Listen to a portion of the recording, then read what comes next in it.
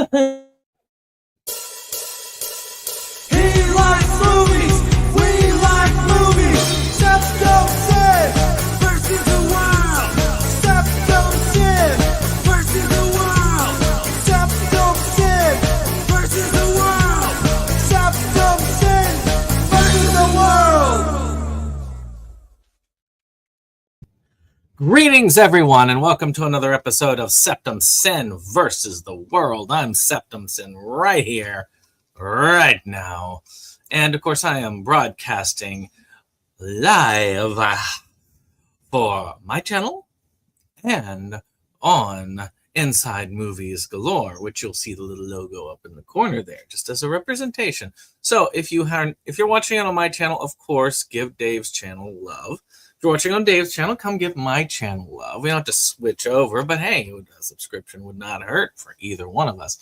A lot of good content on that. But, of course, as I say, I guess we gotta show you what we got. Show me what you got. I want to see what you got.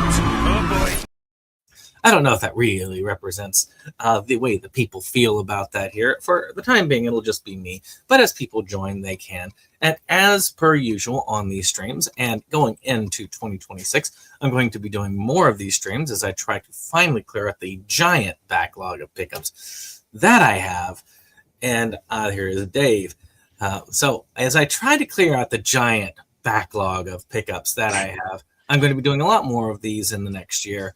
And, of course, you, fellow watchers, if I know you well enough on Facebook, or Dave, or Jake, or whoever else is on here that I know vouches for you, I'll send you a link to come on if you want to show stuff off, if you want to talk about these things. Of course, the comments are always open. As always, I will be willing to respond to that as well. So, how you been doing today, Dave? I've been doing okay. I'm going to be doing this topless, so give me a moment here. All right, give us a picture. Well, once I can get some room here, because I've got quite a bit to show off myself. Now that your box has shown up too. Yep. And I'll probably have enough to go on your next pickup video too. So. Well, yeah, I mean, I'll be here until about 8 o'clock, which case I will then need to get ready for Inside Movies Galore, where we'll be discussing The Grinch and the original Grinch, actually. I had to qualify that. And, of course, the Flintstones Christmas Carol. You know, I got to get some Christmas animated classics out of the way, which I guess will clear us of a lot of more artsy discussions that we had last week. Oh, jeez. Yeah. So y'all can join us for that as well if you like. All 0 viewers. But if you're watching us on the pickup, like later on, and you're like, ooh, look, giant pickup, lots of movie pickups.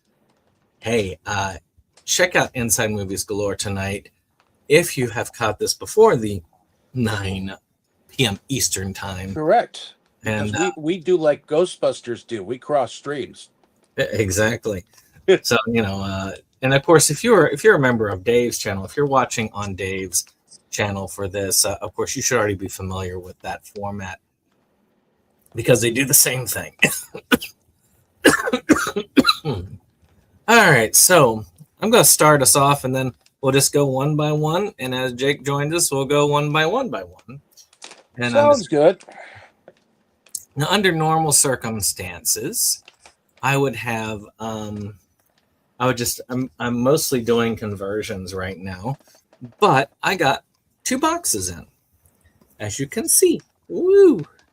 And one of them is from Umbrella. I got my 2 orders from Umbrella that I ordered about 6 months ago. And then the other is from the Vinegar Syndrome Black Friday sale. So, hey, big spender. Yeah, they got some cool stuff in there, and I've been meaning to get half of them. So, you know, and as I do this, while you're doing that, it'll give me a chance to check these into the collection because these actually arrived.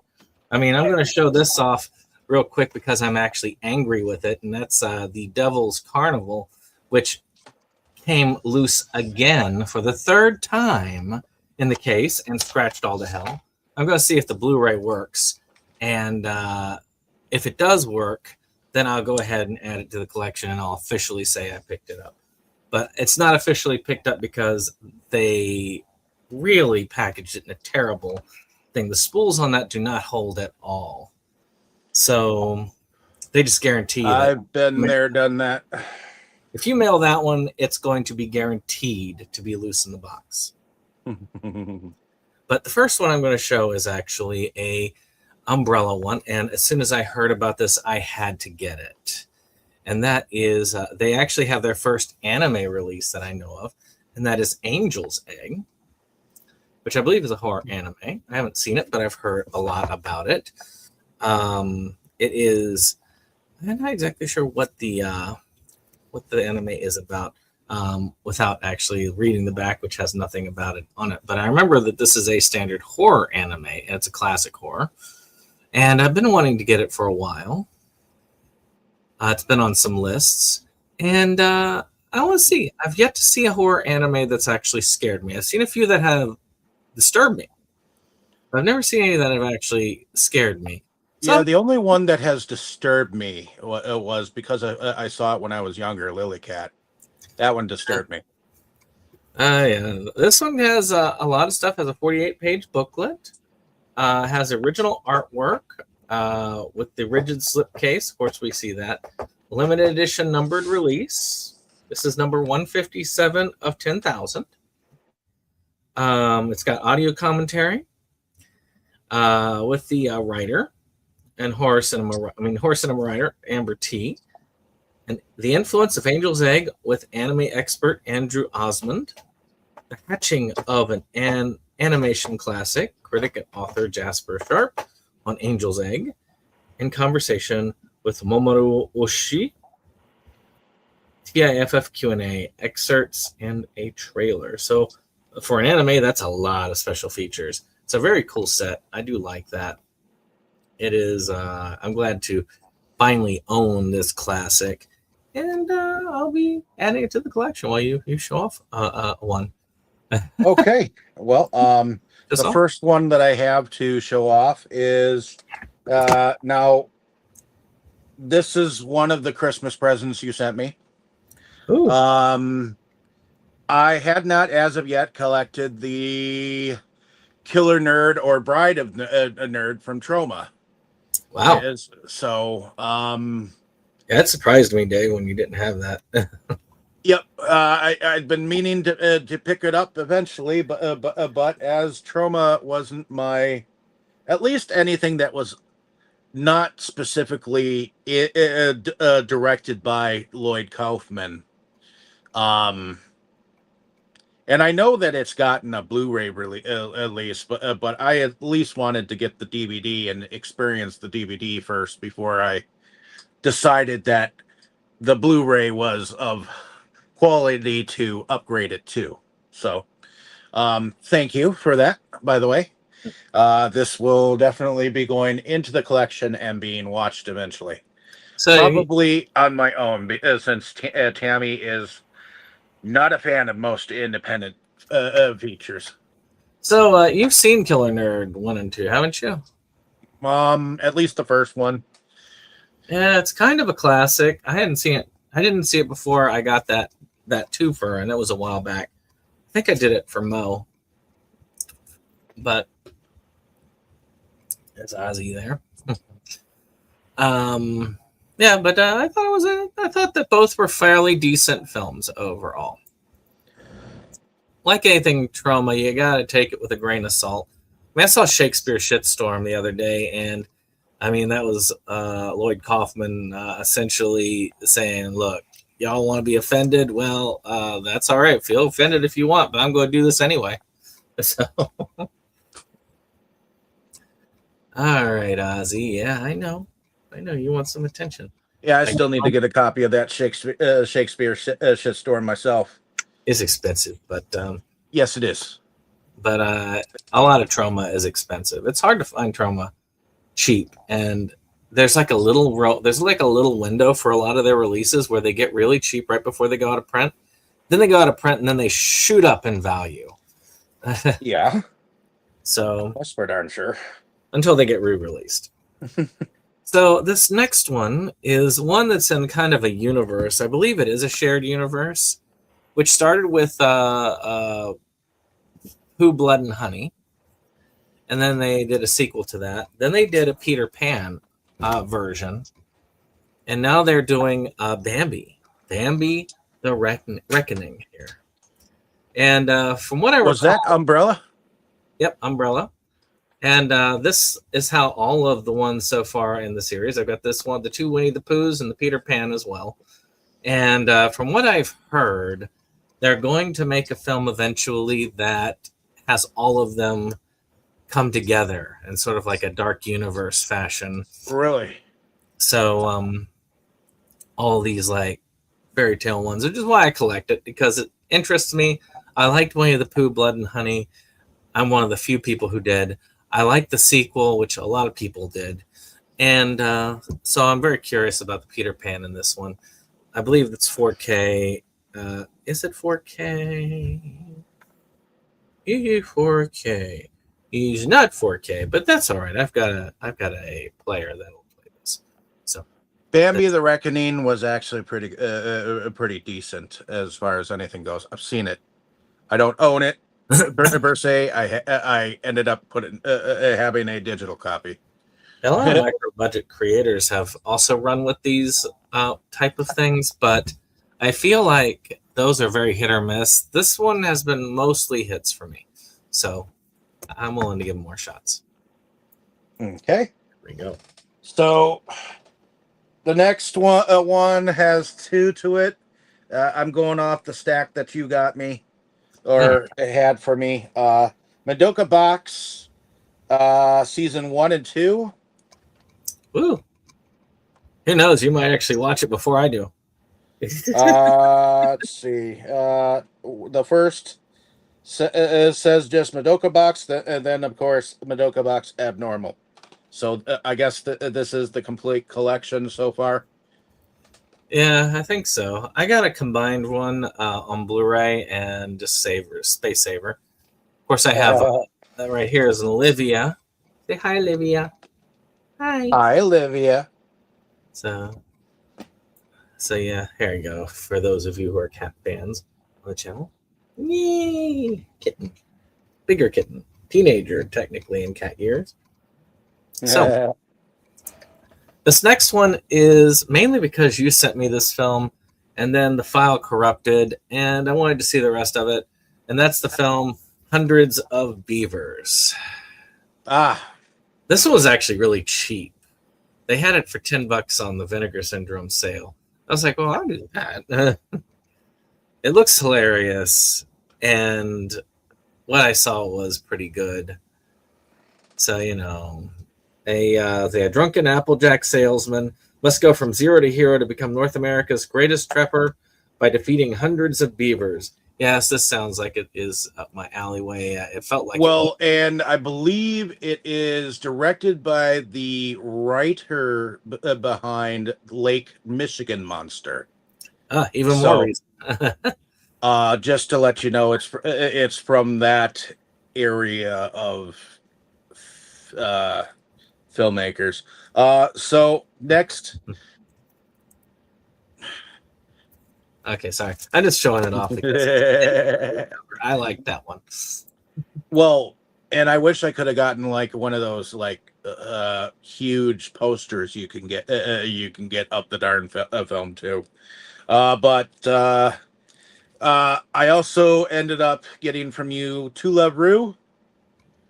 I believe the original series, which is about 26 episodes. Mm-hmm. And then I guess these are like OGs or. Well, that's technically second season. Moto to Love Rue is the second season theory. And then The Darkness Blu-ray discs. So, theoretically season 3 and 4, even though it focuses on a different character. Yeah. So the only thing there we do have They never The Toulouse stuff. they never released the OVA of that series, which is sad because it actually has storyline between season 1 and 2. Okay. But no, we didn't release that in America. So on that, but it's a fun series about this guy who ends up. It's very similar to Urusei Yatsura, where you've got an alien princess that ends up getting into a kind of becoming a fiance of this guy. Of course, the main guy in this one is a little bit perverted in a way, but nowhere near what Itaru was. Itaru was a horrible pervert character in Urusei Yatsura. Okay. All right, so this one I wanted to get, and I didn't hear, and it wasn't on the original release note when I ordered, but I ordered it separately because it did get a sale price, and they already sold out of the slipcovers, bastards. And that is a documentary of George A. Romero's Resident Evil. He did a commercial for Resident Evil 2, I believe, and a lot of this is about that. To me, it's kind of cool. They dug up a lot of film footage and all of that from this, and it's kind of cool to see Romero try to do a take on the Resident Evil universe, considering that universe was inspired by, well, his own creation, which is damn cool in my opinion. Really. Okay. So next is on Blu-ray. I'm assuming that this is Huela Magi Modica 1 and 2. Yep. And then this is Rebellion, which is the third movie. Yep. They're just the Asian releases of them. They are all they do play on all players. They are official. It is just the original Asian release. And for a while, that was the only way you could get those movies. It also covers the entirety of the original storyline in those first 2 films, which I think you've seen those. And, yes, I have. And then the third one continues it on. So in a way, you were able to get the whole story without having to watch the original anime. Okay. So that's, it's a way of doing that, and it's good. I got a more recent release that combined them all together. Okay. So, one that I like that's gotten a Blu-ray release, and I could not help myself, was Cannibal the Musical, which is Matt and Trey's first feature film, from what I recall, and the people you know by South Park. Actually, by Trey Parker specifically. This is a musical about the Donner Party with lots and lots of special features and looking a lot better than my bare bones DVD of this particular film. It is quite funny. You do see a lot of their traditional humor in this that kind of makes it into South Park later on. I am glad to get the upgrade because, again, I think it's something that I want to have preserved for a longer time. And it's just kind of cool that way. Okay. Next, I have from DIP Entertainment. Evidently, this presents a blood creature, Subhuman, the Amityville Experiment. Thirsty for blood. Oh, yeah. And this is a Kunaki release, which I do believe that you ended up having this signed by the director or whatnot on the inside here. I ended up getting another copy from somewhere else. I think SRS picked it up. But yeah, I thought you might find that fun.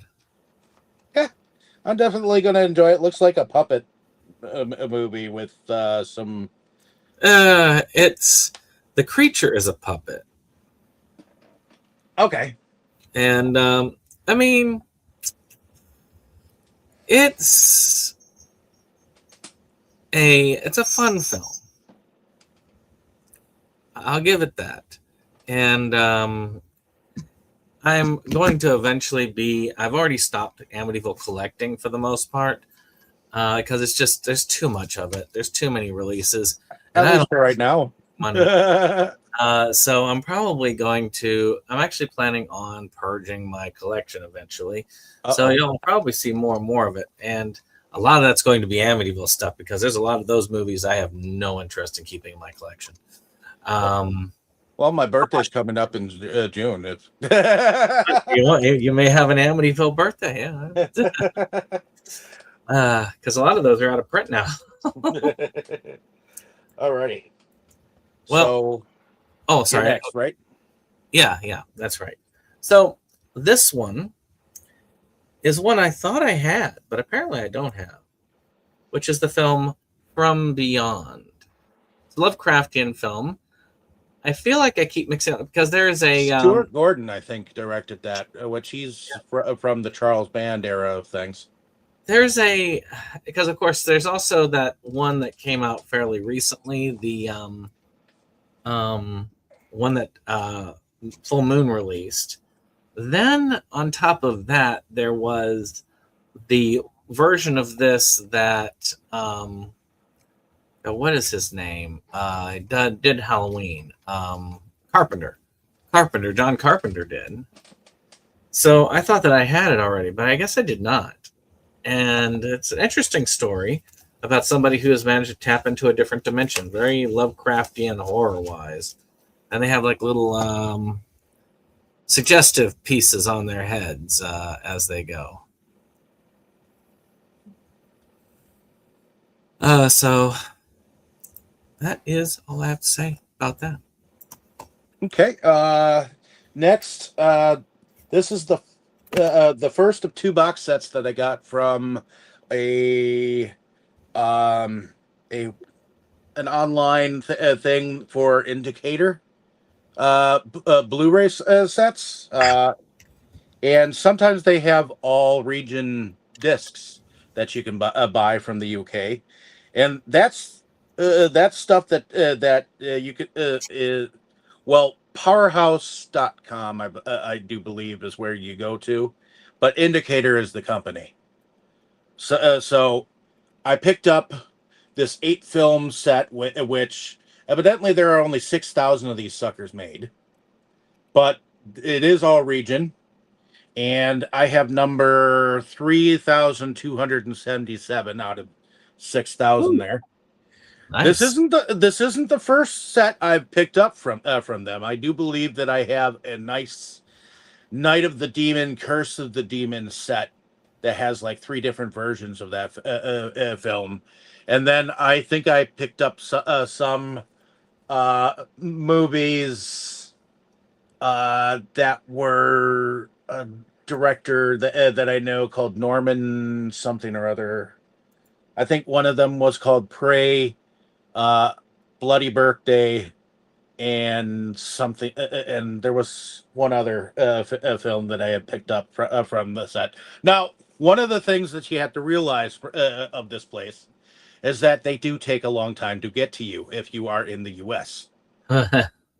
So I've been waiting a month and a couple of days for this these suckers. Oh, so like my vinegar syndromes.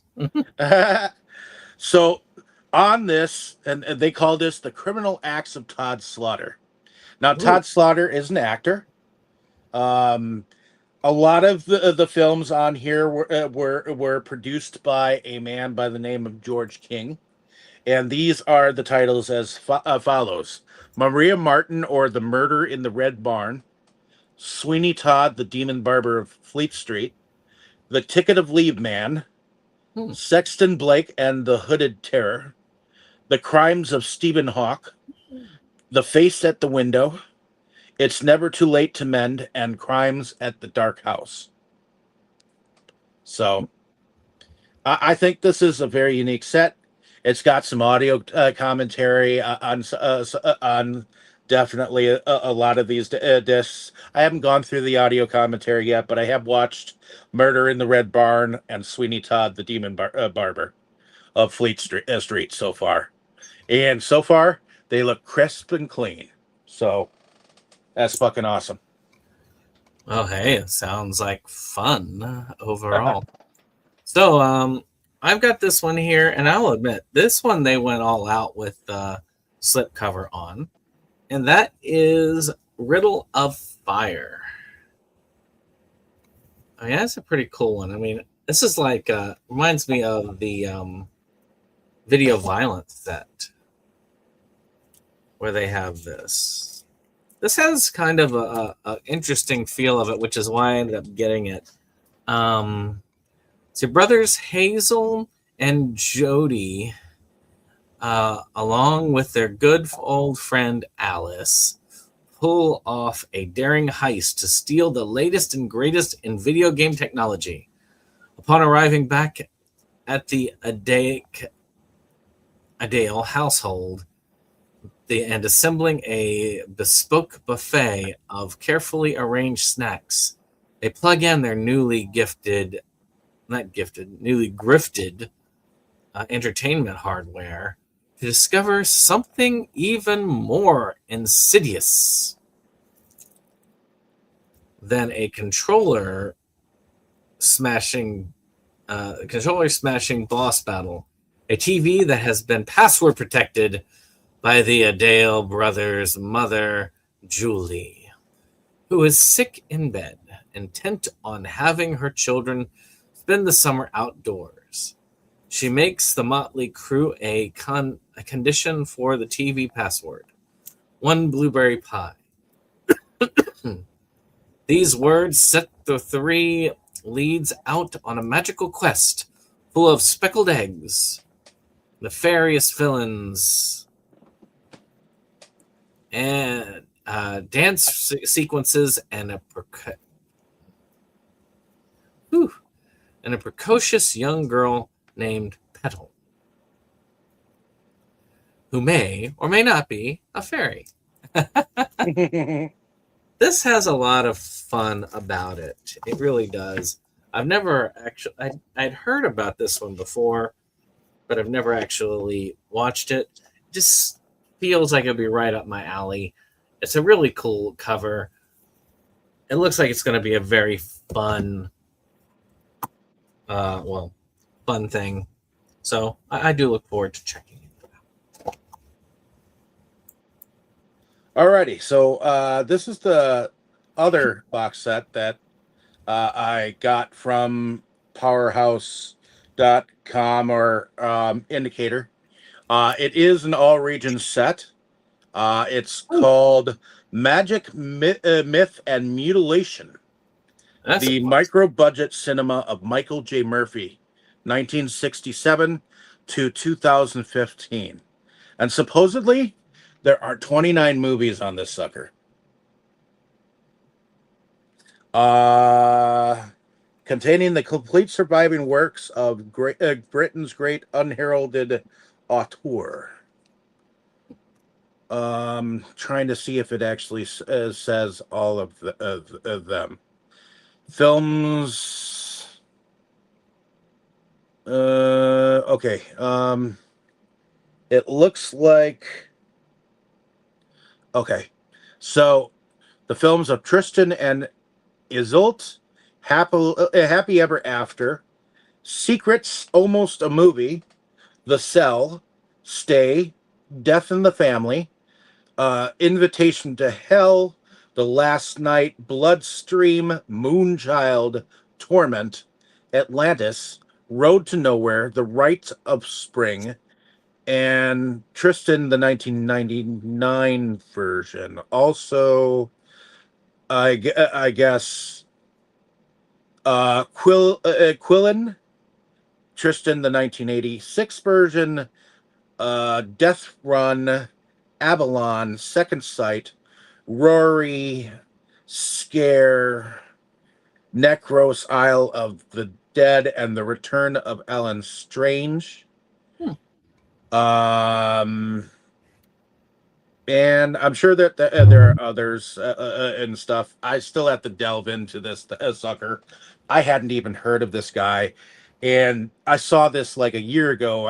It's been on my backlog of getting, and it's all mine. All right. Well, let's see. Yeah. Well, this next one, I couldn't resist. It is a little documentary called Nintendo Quest. I like the slipcover. That does look cool. So, and of course, it includes the 9 episodes of the follow-up TV series Nintendo Quest Power Tour, with a lot of extended scenes and videos. So, follow video game rock star and fanatic collector Jay Bartlett over 10,000 miles. Pursues his dream to own a complete library of the original original Nintendo games. There's just one catch. He has to do it in 30 days with no online purchases. Watch as he meets allies along the way, rediscovers gaming's greatest offerings, and chases the ultimate 8-bit dream.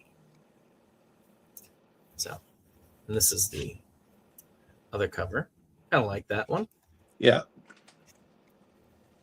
Nintendo was, I did have Commodore 64 when I was younger, but Nintendo really was my first real console. I mean, it's the console that I liked, because the Commodore 64, my mother got it for herself for the extra computing power it had, because it was a cheaper computer for her.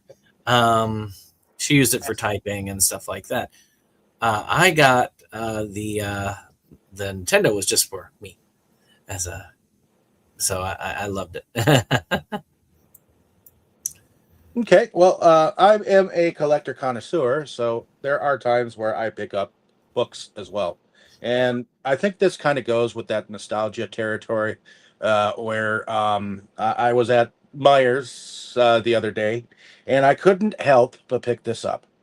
This is Where's Waldo, the Totally Essential Travel Collection. I don't know if you were a kid and you had all the Waldo books. Well, did you realize that there were like 7 of these suckers that were out there? My. Well, it turns out that all 7 of them are in this little book. Huh. So it's got Where's Waldo Now, Where's Waldo the Fantastic Journey, Where's Waldo in Hollywood, Where's Waldo the Wonder Book, Where's Waldo the Great Picture Hunt, and Where's Waldo the Incredible Paper Chase.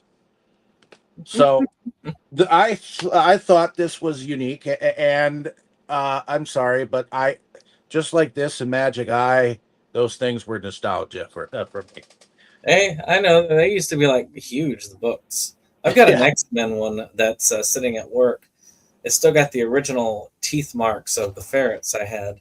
It was like Find the X-Men. So let's see here. Next up, I don't know this guy. Maybe y'all in the comments below can tell me about this guy, because I've got a bunch of this guy's stuff from there, and who knows? This is from Slope's Game Room. I've never heard of him, never looked him up. I just have gotten these things because I like to support people who do this and have the guts to release physical media on it, which is the cult movies, shows, and classic comics, a history and the games digital optical disc. So that looks like a documentary. So it's kind of, I don't know this guy. I think he's a YouTuber, but I do try to support people who do that. And it looks pretty cool. Well, I will actually forward to Jacob. I actually got in my Vinegar Syndrome order, so your Christmas present is here. So I can bring that actually on Christmas Eve, and you can have it for Christmas. So I said, you know what, I'll show those off before I do these, because I've got like billions and billions of these darned conversions. So I was like, I'll show these off first. And then Dave has some, so we've just been kind of like round and around. You too. So I'll give you the stage for one. If you got some. Yeah, I got a few conversions too. I probably have a few more, but these are the ones I had ready. And this was a recent library pickup, which actually was already a library pickup. I converted the DVD to the Blu-ray. It may end up being a placeholder because one day I'll probably get a complete set of these movies, you know. But for Yeah. right now, might as well. And that is Night at the Museum, Battle of the Smithsonian. Okay. These were fun movies. Yes, they were. What's that? Quiet! Yeah. I don't- actually have a complete set of it. I don't think I actually saw the third one, which this was the second one, Yeah. right? Yeah. That was the second one, yeah. Yes. I think, wasn't this the one that introduced Amy Adams as Amelia Earhart? Yes. And I feel like Owen Wilson, Hank Azaria, and Robin Williams were in the first one, right? I think Yes. so, yeah. Yeah. And then, of course, you got Ben Stiller in the lead. Fun movies, not exactly the greatest in the world, but they briefly had Ben Stiller as a bankable star, partly because of these movies. And also, this is continuing my clapback against Quentin Tarantino. Dude needs to get over himself. I admit Owen Wilson is not the greatest actor in the world, but he's one of the best actors at playing Owen Wilson. And he's usually a fun guy.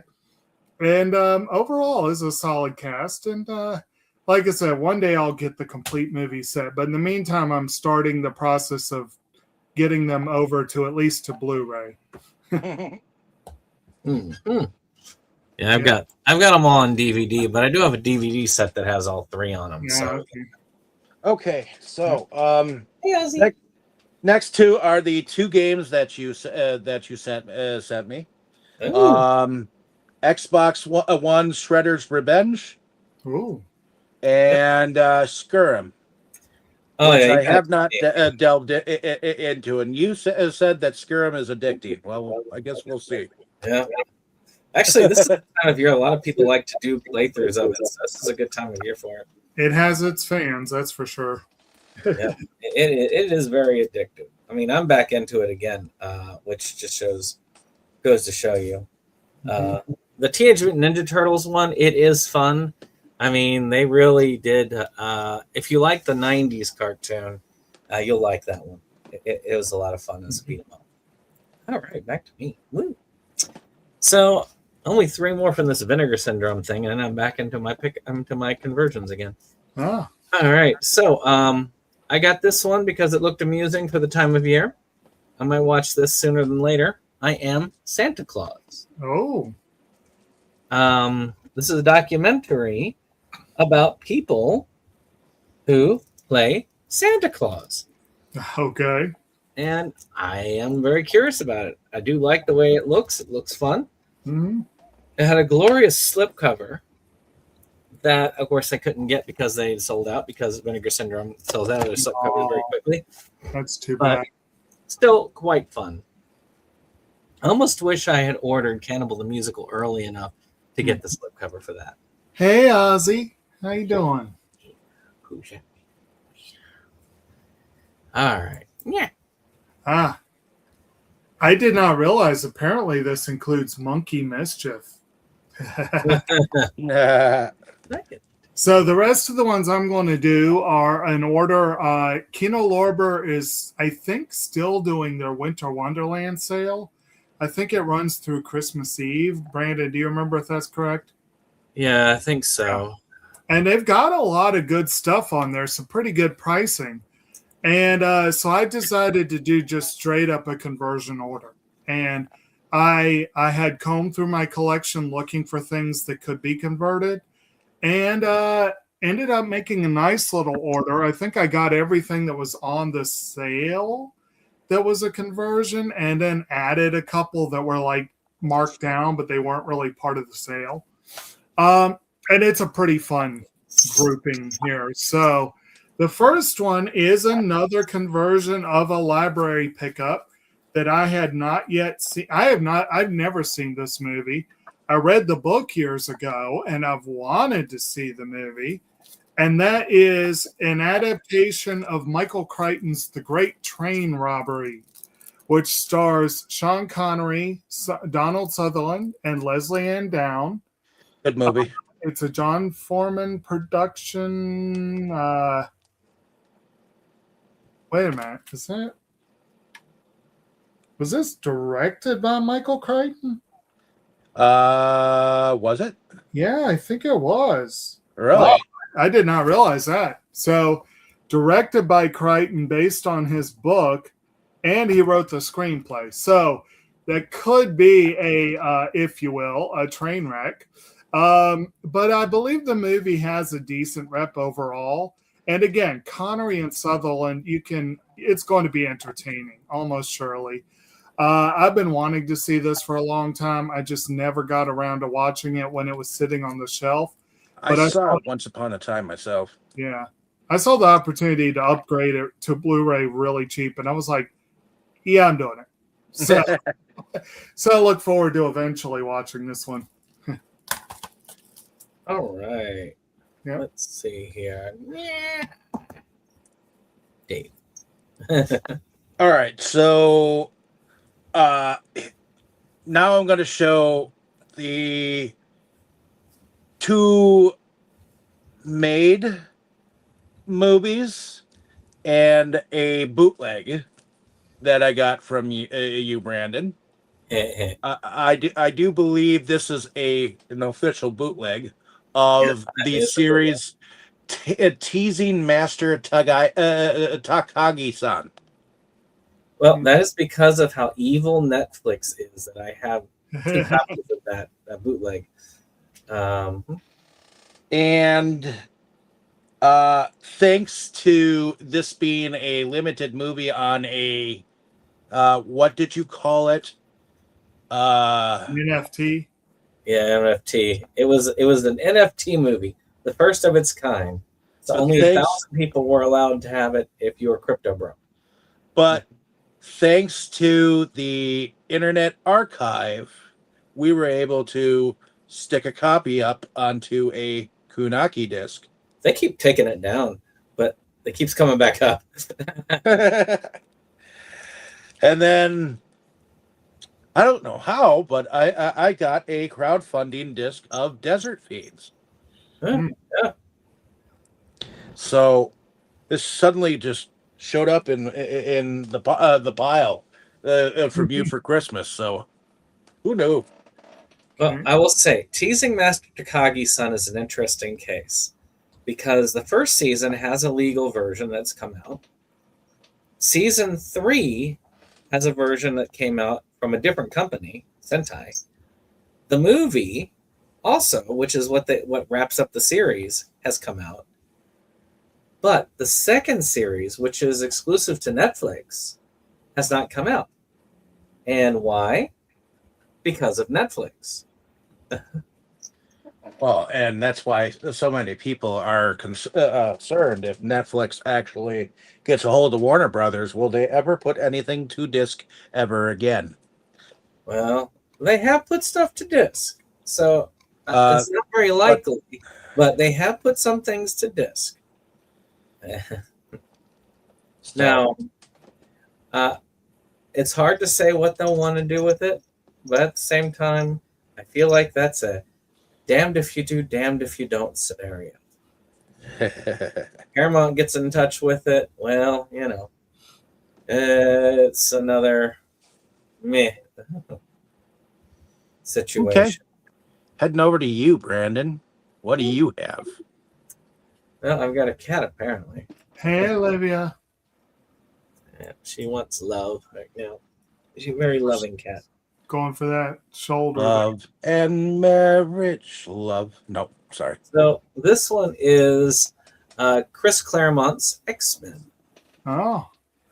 Again, I saw this, and it was relatively cheap on the sale. A lot of that was that story, is that, hey, this is not that bad. I'll get that.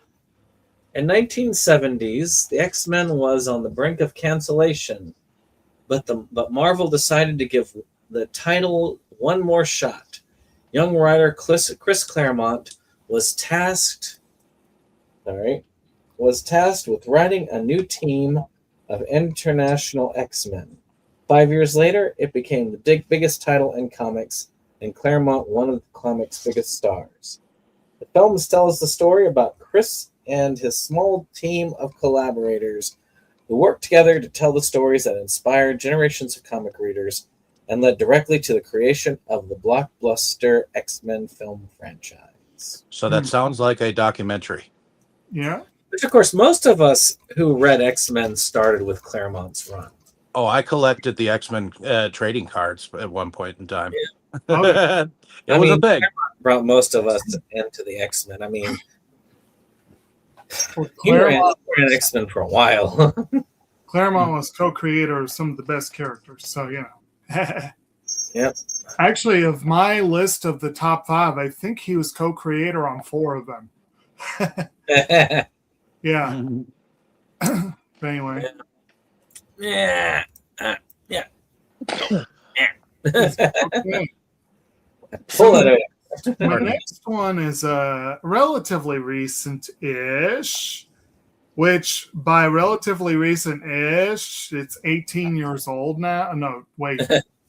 38. Wait, I can't math. It's old.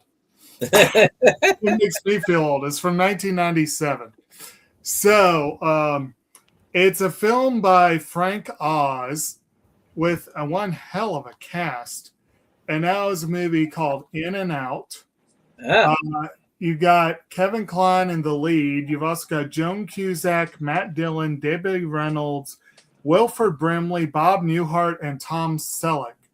So Brimley and Selleck, you got the dueling mustaches there. That's kind of cool. Brandon, I'm surprised you said you didn't like this because it's got your boy Bob Newhart in it. I don't know why. I don't know why. I never really enjoyed it. Well, basically, it's your Frank Oz brand of humor, which tends to be pretty solid, but it's a film that probably wouldn't get made today, I imagine. Kevin Kline basically plays a small town teacher who's about to get married, who's outed on national television when a former student thanks him at the Oscars. And then everyone, including him, has to figure out what to do with that news.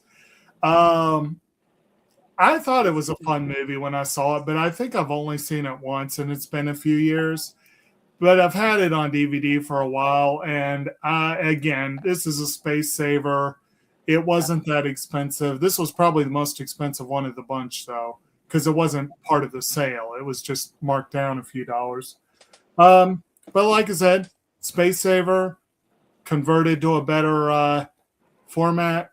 And this edition has a few bonus features, so it's not a bad edition. So, pretty cool. Alrighty. Yeah. Next. Dave, come on. There you go. All right. So next I have, and I'm sure that I will probably collect the rest of these, but this is a Bondi release of The Girl Who Leapt Through Time. That's a good one. So Well, it's a standalone film, so you're done collecting. Well, he could go ahead and get the others by that director. Yeah, that is true. Moro Hosoda. It is a good movie. I finally upgraded, so I can't complain. And there are multiple versions of that story, so you could try to track them down. And yes. yeah, it's about this girl who finds out she has the ability to time travel and discovers that there is a lot of inherent risks paired with that. As you do. Mamoru Hosoda film, and he is a very talented director. Yeah. For a long time, Jake made the right decision to get the Blu-ray copy, which was the one that went out of print and was going for outrageous amounts of money. Yeah. Actually, the wise decision would have been to buy 2 copies and then sell them when it was there, because now the Blu-ray copy is nowhere near as valuable because they've already released a better version. Dave, I don't know if you've got the original release there or the one they did right before Bandai shuttered their American operations. but they did do an original release that kind of drifted out of print. And then they did a big re-release, DVD and Blu-ray, and I bought the Blu-ray. I was super stoked about it. And like they shuttered their American operations like the next month. So it became very rare very quickly. Yeah, I couldn't tell you. I could not tell you which one that is because I don't remember buying it Right. or when I bought it. I remember I bought it, but I don't remember. Well, I think you had the original release. It's possible. Yeah. Of It's course, possible.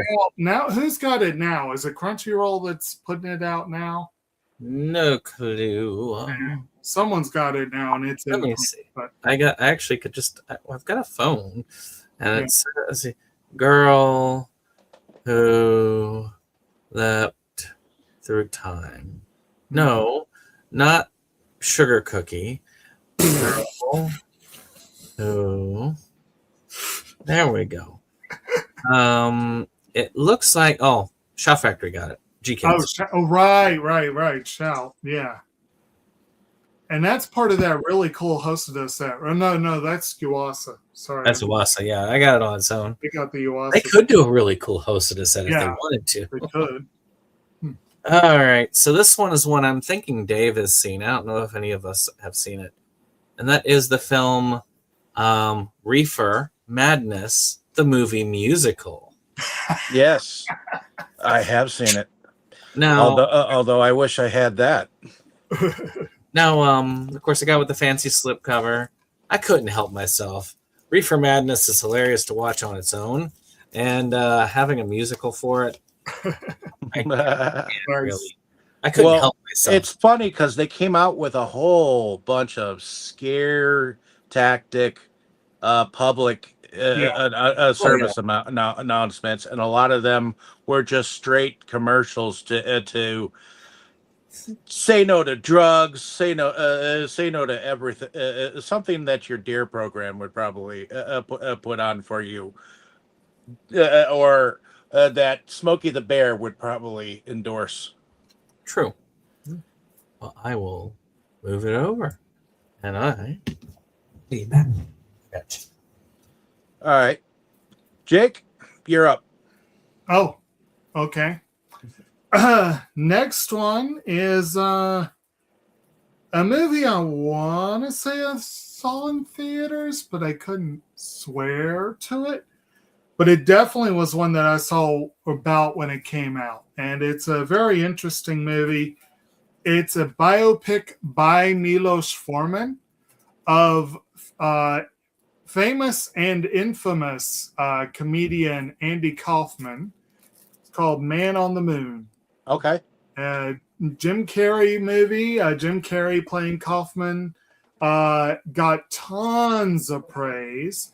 This was one of a handful of movies he got that people swore up and down the Oscars just hated him for no reason. Which did Rob Reiner direct that? No. It's Milos Forman.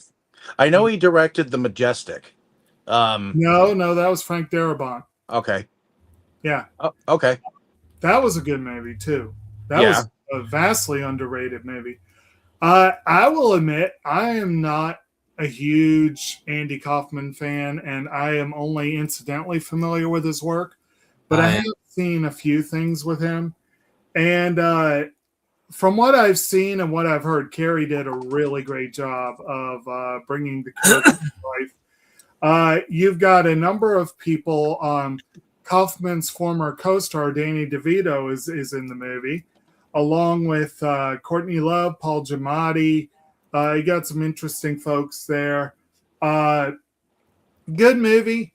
Of course, I don't remember if this came first or the song, but REM had that song, Man on the Moon, that was a tribute to Kaufman. And that was kind of everywhere on the airwaves around that time. But good movie. And, I've had this on DVD for years. It was past time for an upgrade. And this one, well, this does have the music video for Man on the Moon, as well as the B-side for that one, The Great Beyond. So that's kind of cool. Got some free music videos there. Okay. All right. Well, Dave. Alrighty. Next is an oldie, but from what I understand, a goodie, called Oh, Lost Horizon. it is indeed. Yeah, Um, which supposedly. Frank Capra directed this, the same director as I believe It's a Wonderful Life. Indeed. Yep. So,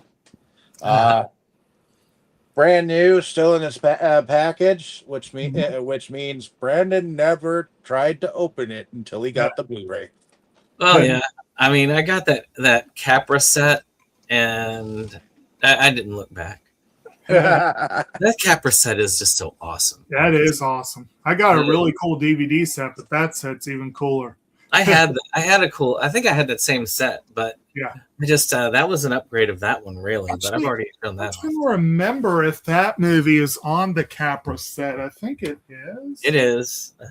The, Well, I don't know if it's on. I don't think it's on that set. No, of it's the not the DVD. one I have. No. Yeah, it's on the one I have, but yeah. The one thing that sucks about Lost Horizon is, if I remember correctly, there's a missing reel. I think the full film no longer exists. It's unfortunate. It's either missing or damaged. I can't remember exactly. Let's see. I guess it's my turn. It Well, we're is. back on with upgrades from me again, which is weird for me to do a DVD upgrade of a DVD film, but I really didn't feel like the sequels were worth getting them separately. And that is the Open Season collection.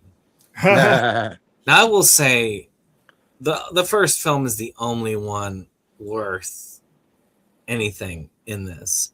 I haven't, maybe Scared Silly is good, but the second film is a lazy film. The third film was a little bit better, but that second film was lazy. The animation looked like they cut a lot of budget for that sequel. So Boog, who is the bear, is a bear that was raised in captivity and finds himself released back into the wild and having to deal with that, even though he likes creature comforts. And the rest of them are kind of his friends as they fight the hunters in that one. The others have different variations. I like the first film, and maybe one day I'll just say heck with it and get rid of the other three and just upgrade the first one to a Blu-ray. But I don't know.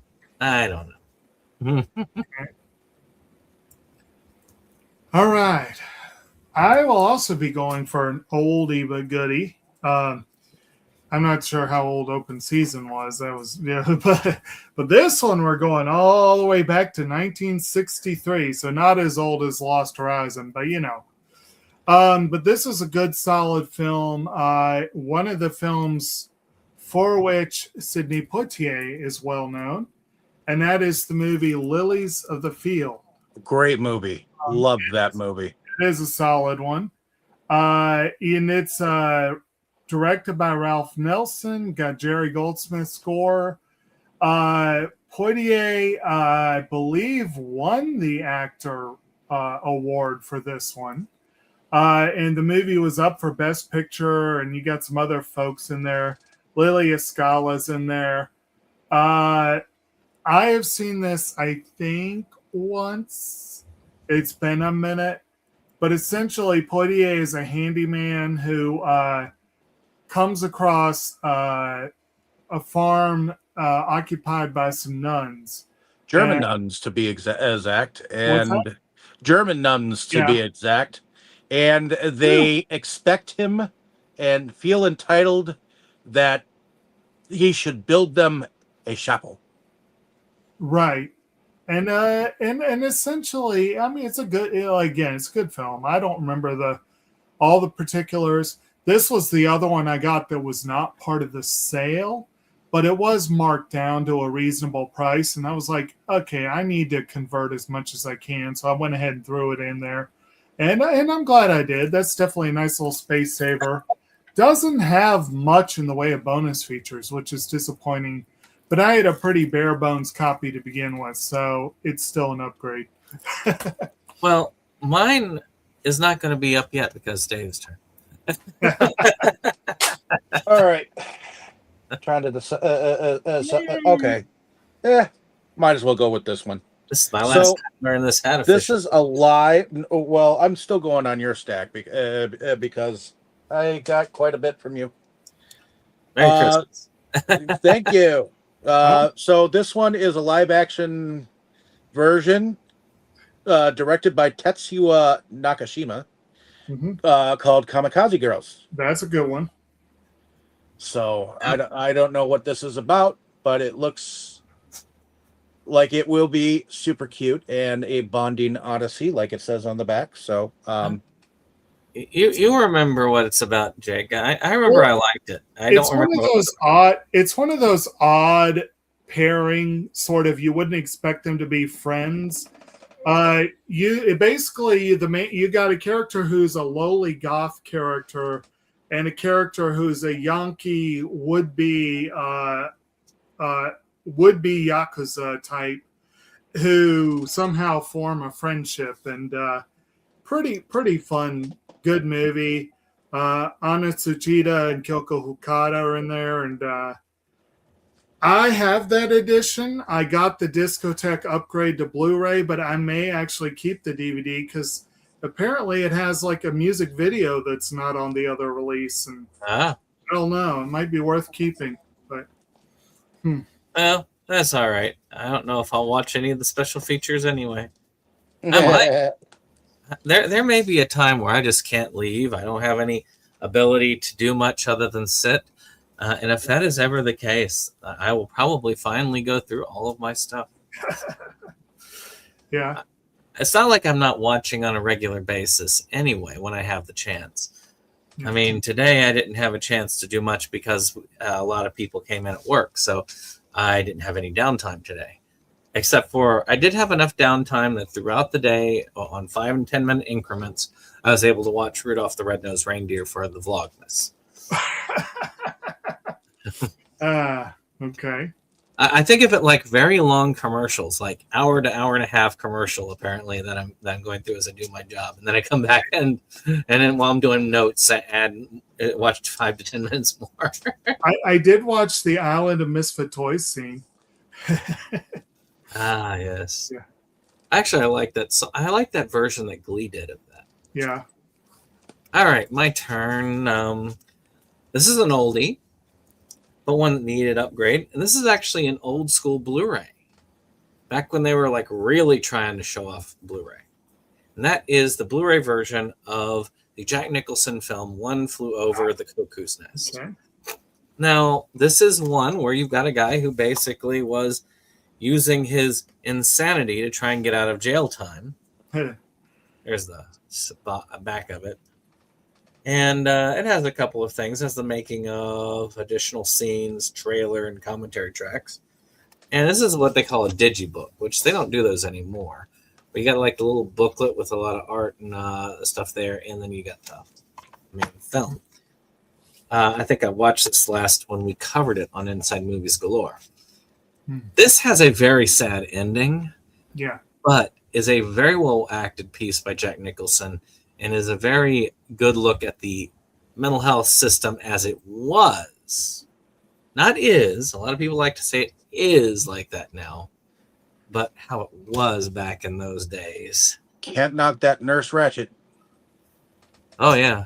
She my favorite character. She continues to make the conversation again and again and again. A few days ago, I saw a list of greatest human villains, and she was on the list, and I'm like, yeah, I can see that. Memorable characters. Indeed. One that doesn't have as many memorable characters, which is kind of a shame, given the cast that you have here,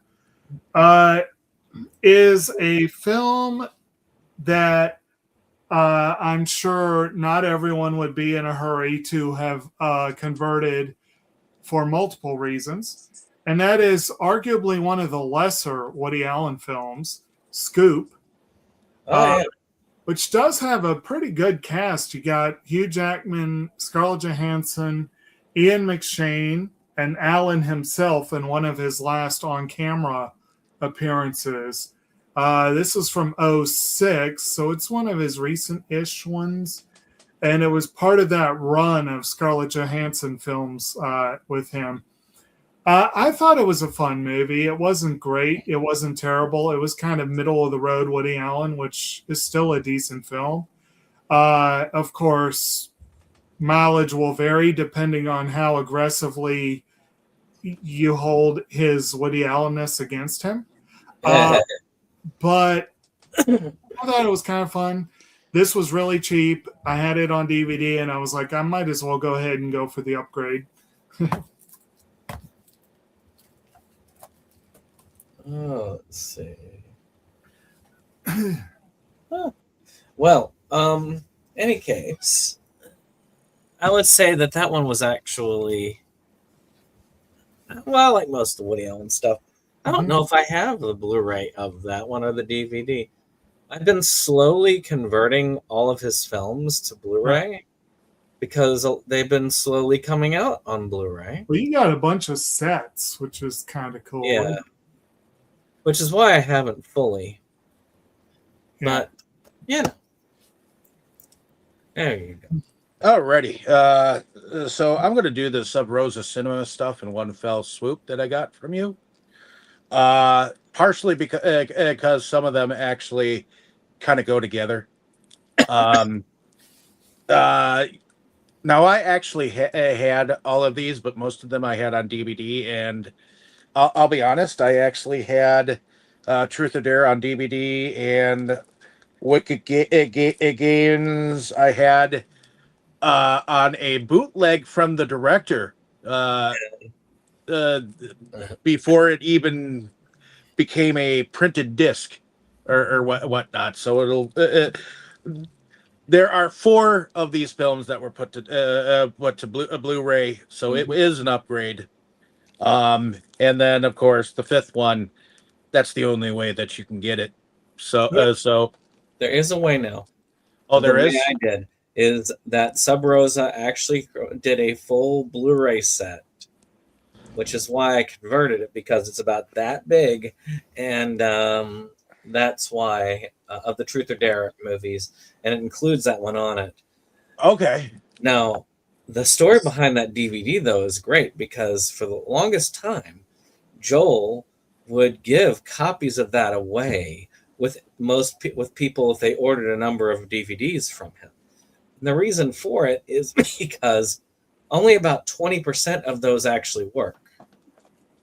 And he didn't know which ones work or not. So it was always playing Russian roulette to see. I think that's the 3rd copy I got, and that one's the one that actually worked. So you have a copy of it. So that's kind of a rare piece right there. And it's also the only one in the series I've seen, which is the 5th one.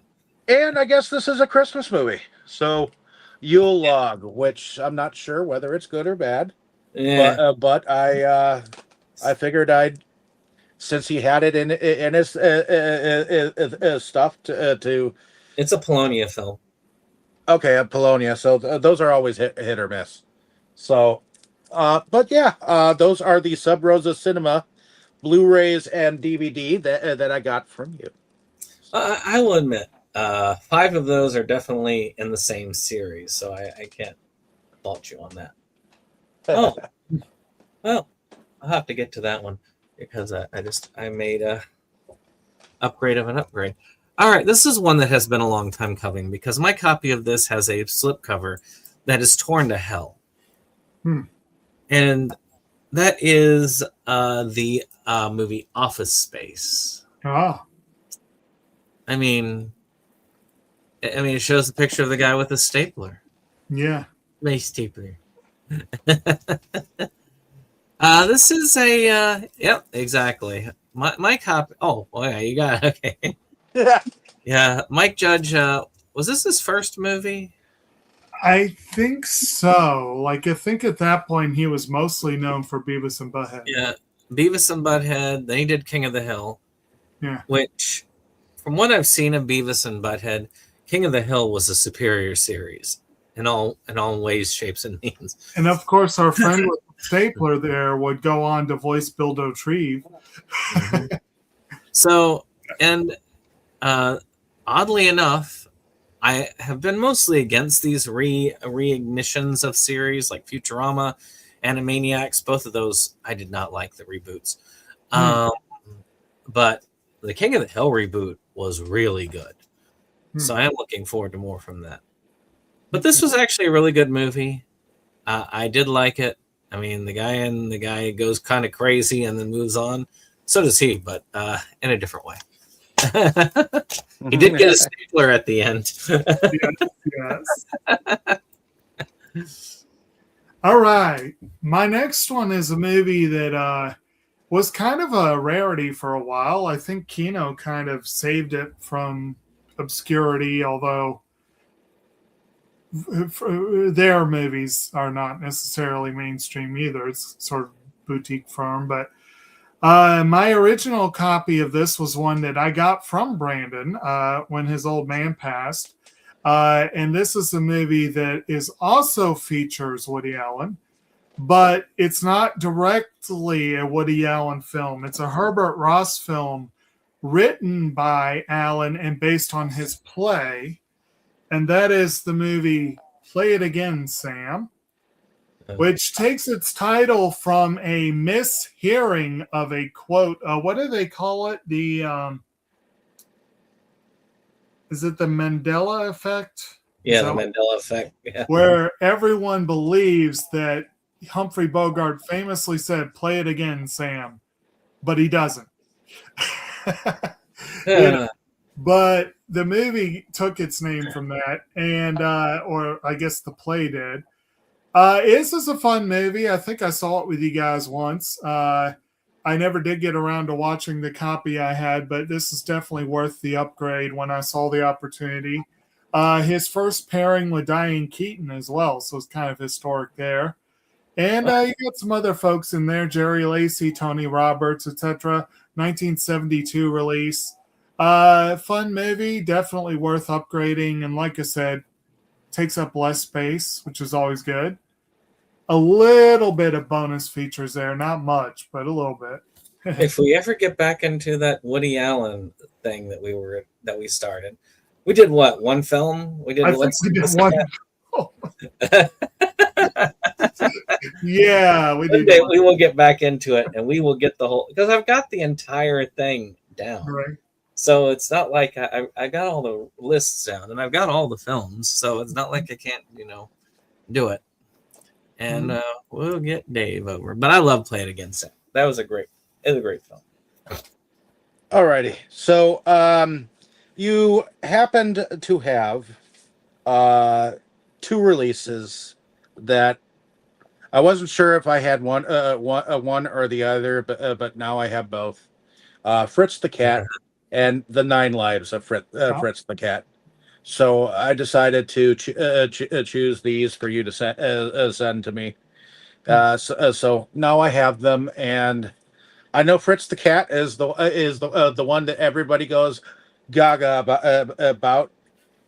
So yeah. And the one that its creator hates. Yeah, I know. Which is something else. And I do believe those two are part of the Kino sale as well. Yes. Yeah. Which is, by the way, part of the. But and my turn. Man, turns go quick here. All right, you know what? I finally did it. It was on the Kino sale, and I did like the Tangerine Dream soundtrack originally, which is why I kept it. But eventually, I did want to upgrade it because of its importance and the fact that this is one of the rare Kinos that has some special features on it, and has a lot of different versions on here, and that is Nosferatu. Not the new movie, but the old one. Which it's a good. I have that set too. Yeah, I picked up that set not too long ago myself. So we are good to go. It was cheap and it was restored, so that made it worth it to me a lot of the Right. time. So being able to see it as clear as I can, and some of those old films restore better than you would think. The technology, especially AI, I hate to say it, Mhm. has helped with film restoration and preservation in ways that we cannot comprehend.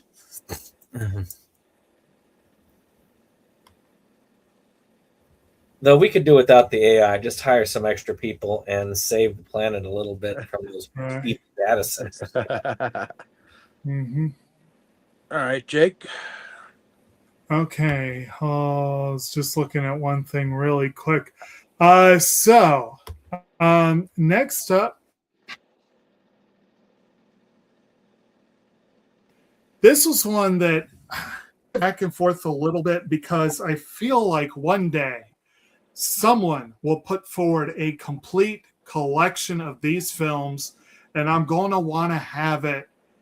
But in the meantime, in the 50s, maybe I think starting the end of the 40s, going into 50s, in Britain, Ealing Studios did a series of comedies that are very well regarded that starred Alec Guinness. And 3 of those films were on the Kino sale. I already own Kind Hearts and Coronets, although I had to double check to see.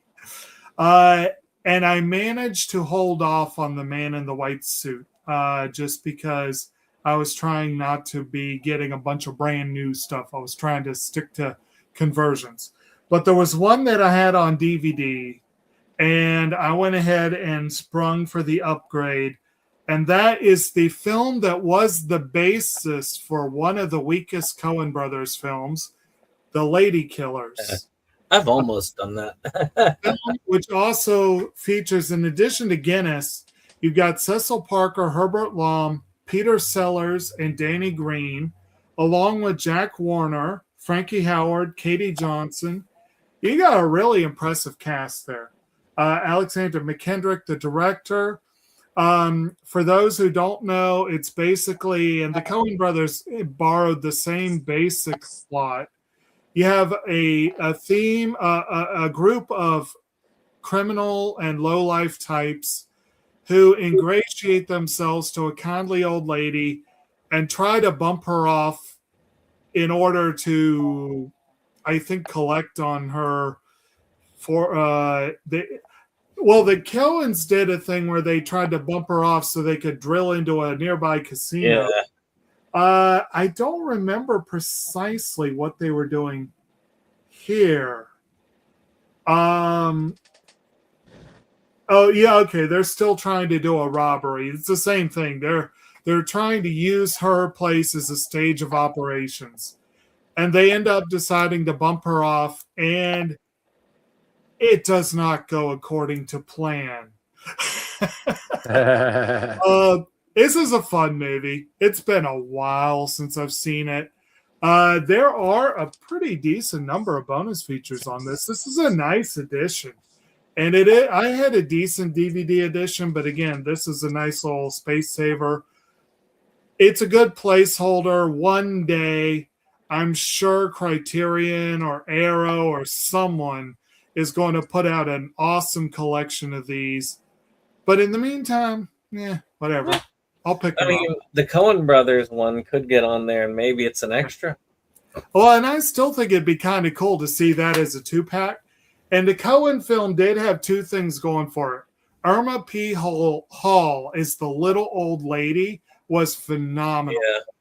And people, I think Tom Hanks was underrated. It was one of his broadest roles ever. He went way over the top channeling the ghost of Colonel Sanders. And it was hilarious. Yeah, he was good in that one. He was overacting, but that's kind of what you did that with. Right.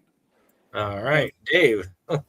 Alrighty. So, I am so thankful that you had these available for me, because when I went and tried to play one of my discs when we were covering these films because Tammy had put them forward, I was like, "Fuck!" Now I gotta find a set to upgrade these. Well, you ended up having the Shrek Oh yeah. set available, and I had actually never had the Puss in Boots or Puss in Boots 2.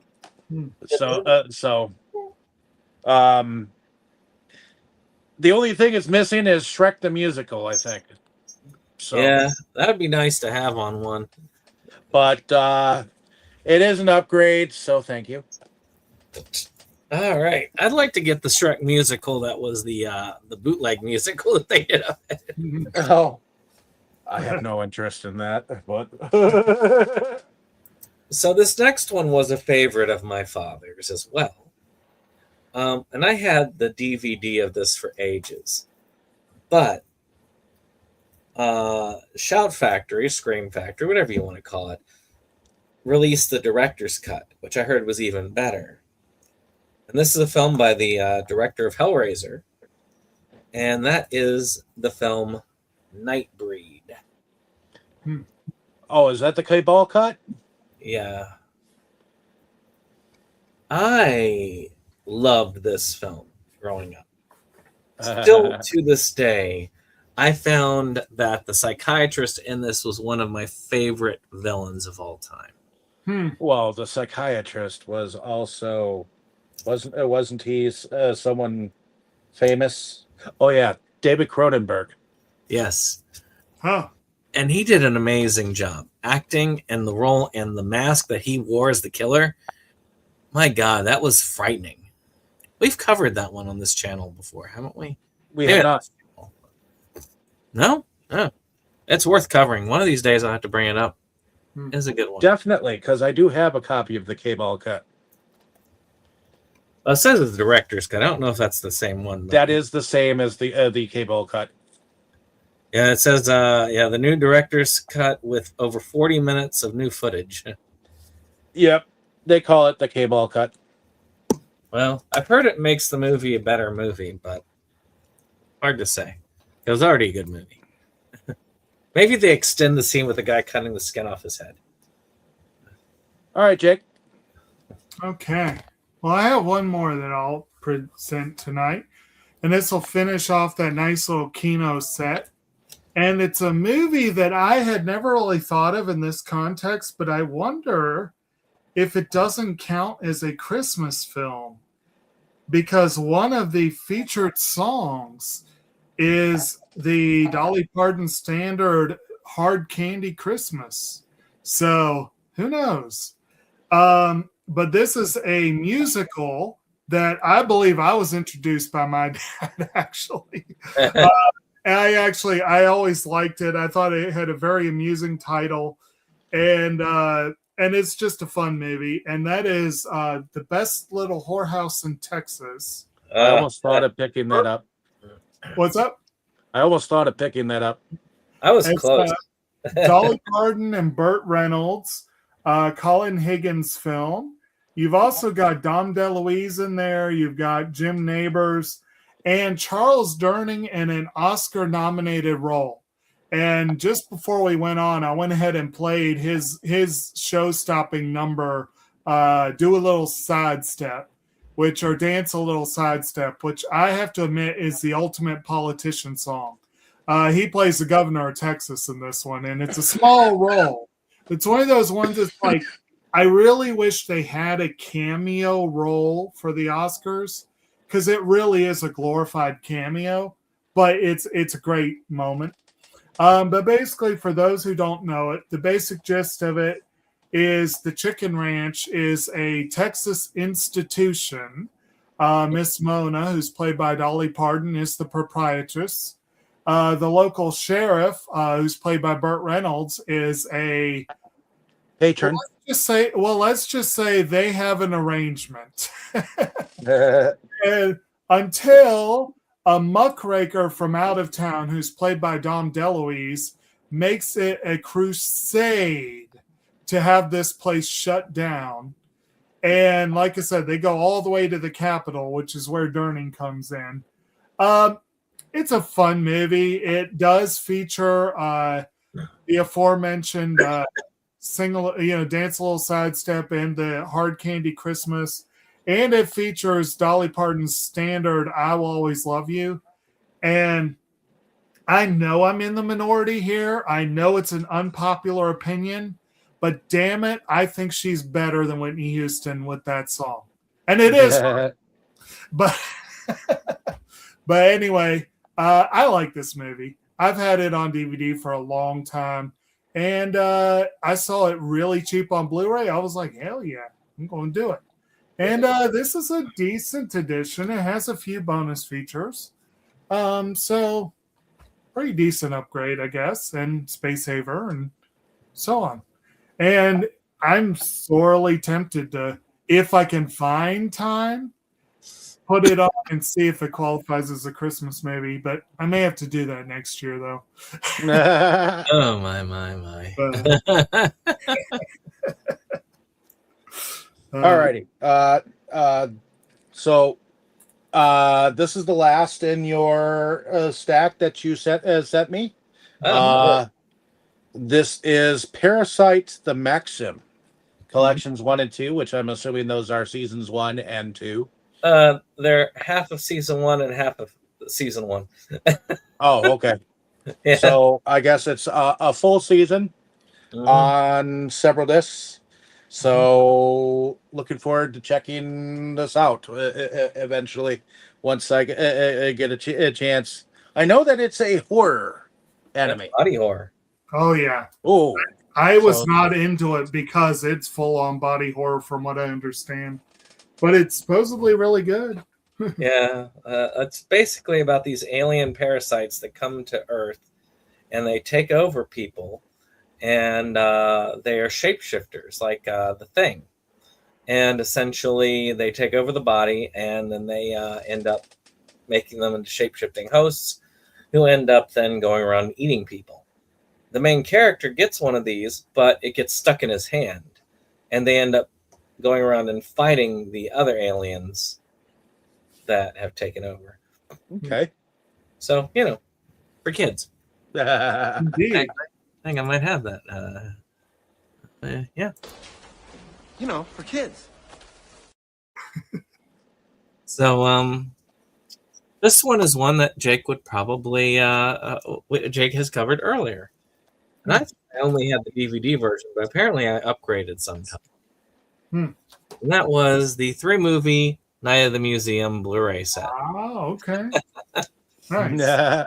So yeah, it's Night of the Museum, Battle of the Smithsonian, and Night of the Museum, Secret of the Tomb. Okay. I may have seen Secret of the Tomb. I don't remember. But it's kind of good to have them on Blu-ray. They're decent enough comedies, gum gum dum dum. But yeah, I mean, good enough movies overall. All right. Let's see. Jake, you're done. Yeah. Dave, you got more? Or are you done? Yes, I do have more. All right, go for it. But wait, more. Oh, what? You don't have any more? No, I was just joking. Okay. So it took me a while to make the jump to actually get this set, but supposedly, director friend of mine who has Asperger's syndrome actually did some. I believe he did some commentaries for some of the movies on this Hammer horror set. Good. Which, if anyone knows anything about Mill Creek Entertainment, they've been taking and slaying VHS onto 50 packs for years. But then one day, I think they decided, okay, let's up our game. And I think they did it on the first Gamera set that they put out with 11 features, because they started making sure that their films were crisp and clear and everything like that. So Now, one of the reasons why I didn't get this right away, right out of the get go, is because I had many of the Mill Creek sets that they had already put out with like 8 features a piece. So I had like maybe there are 20 on here. Mhm. I may have not had like 5 of these. Hmm. So to me, it's like I already had the crisp damn DVDs. Why should I get this? But then I decided to pull the switch, and you can really get in trouble for this if you do things this way. But they had it on a on a Klarna 4 payment thing. So I was like, you know what? I can afford this if I paid 14 whatever a month for this. I'm going to get it. Yeah. 14 every 2 weeks. I can do that. So Yeah. I pulled the switch and got it. The only other one that I'm still waiting on, it has not arrived yet, is I pulled the gun on getting the 30 Universal Monster set of Blu-ray to upgrade that. So Yeah, I got that set for Christmas one year, and I have not cracked it open. I've cracked it open. I just haven't watched anything on it yet. I've cracked open my one monster set for them, but only one of the movies that we were covering was on it. And I'm still missing 2 of the Dracula movies, and I haven't actually had any desire to go get them. Oh well. All right, you next. Yep. All right, so these upgrades have been long coming because I have the Snapper versions of those. And that is Neverending Story and Neverending Story 2. Ah. I mean, these were $5 each, so, not exactly an expensive upgrade, but the third one is not available on Blu-ray. I am mad that there's very little in the way of special features on these, but what can you do? These are Warner Archives, There is a really nice Korean Blu-ray of the first one that has a really nice artwork of the two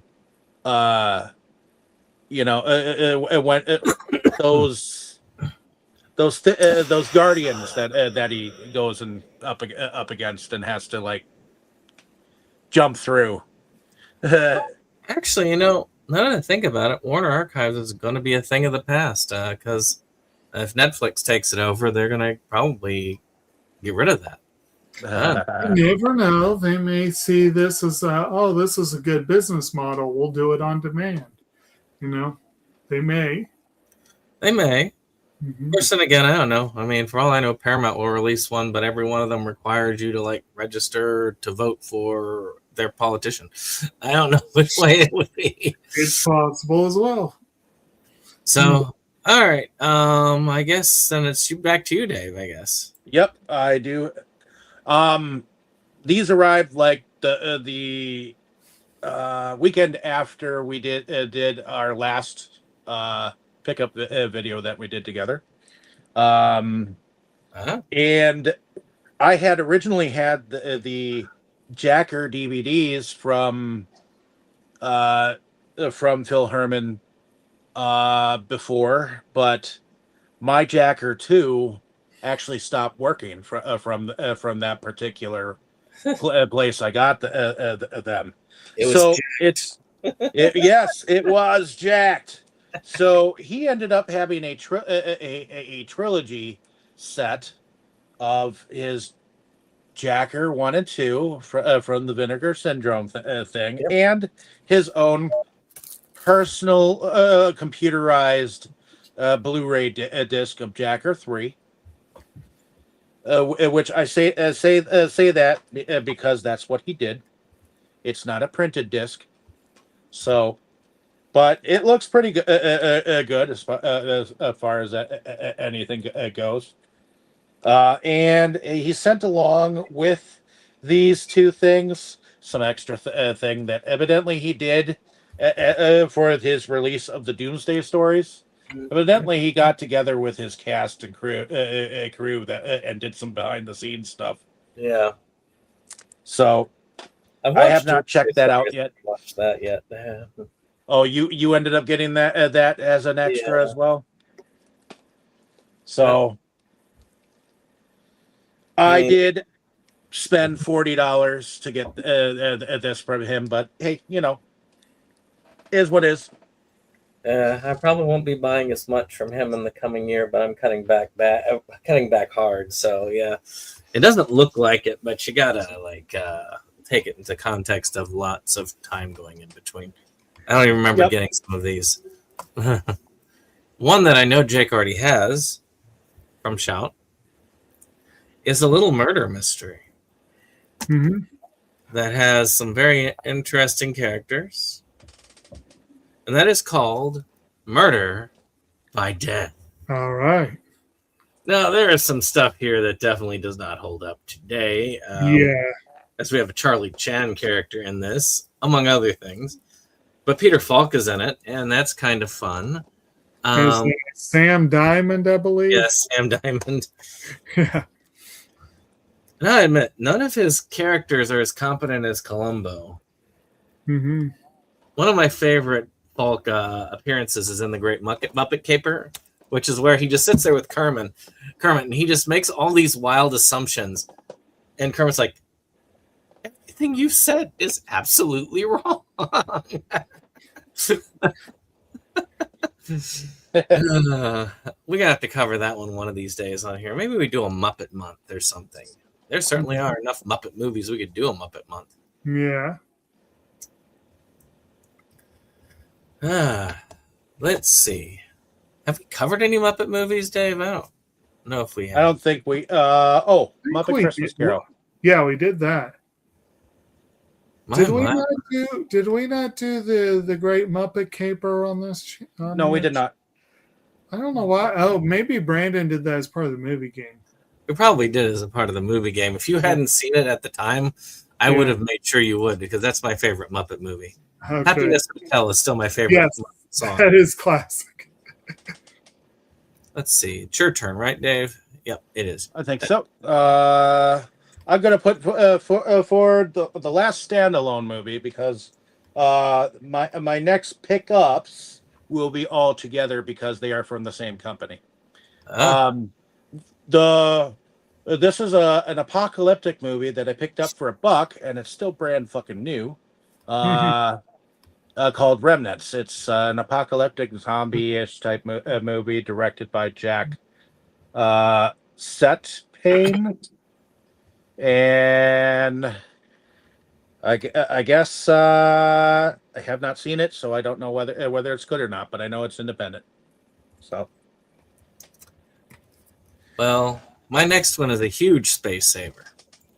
For those of you who know what I'm talking about, you will when I do this, if you've seen the original DVD set of this. And that is Monty Python's Flying Circus on Blu-ray. Yeah. Now, if you've seen the original release, it is huge. I have a DVD release that is greatly condensed from yours, and it's still a lot bigger than that. Yeah. So, well, that's the beauty of Blu-ray. It can hold it. Exactly. It is hit or miss. I always found Monty Python hit or miss. Yeah. In Flying Circus. But it is a classic. It is worth having in any collection. And there are some amazing sketches. Oh, yeah. That are in that make it worth having. I mean, the whole pretty much a lot of the classic ones, including the ones that they repackaged in now for something completely different. I mean, they had that live one that was back there where they said albatross for sale. Nobody wanted to buy the albatross. I don't know why. But I will take it over to Dave. Alrighty. That's a lot. So I've been following a documentarian from Ohio, and he's got several documentary directors on his team.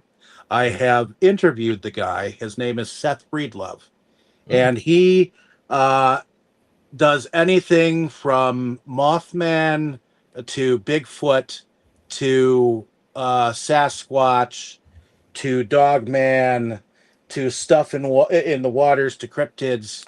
He's got that market covered, and his small town monsters documentaries that he has put to Blu-ray and DVD has grown, because the last time I got a ton of his, I think I did the same darn thing. I bought most of them around Christmas time, and they were discounted. Well, again, this is over $200 worth of stuff, and it all ended up being around $119. So, here I have Dawn of the Dogman, which is one of his recent. The Dogman Triangle, Werewolves in the Lone Star State, American Werewolves 2, Skinwalkers.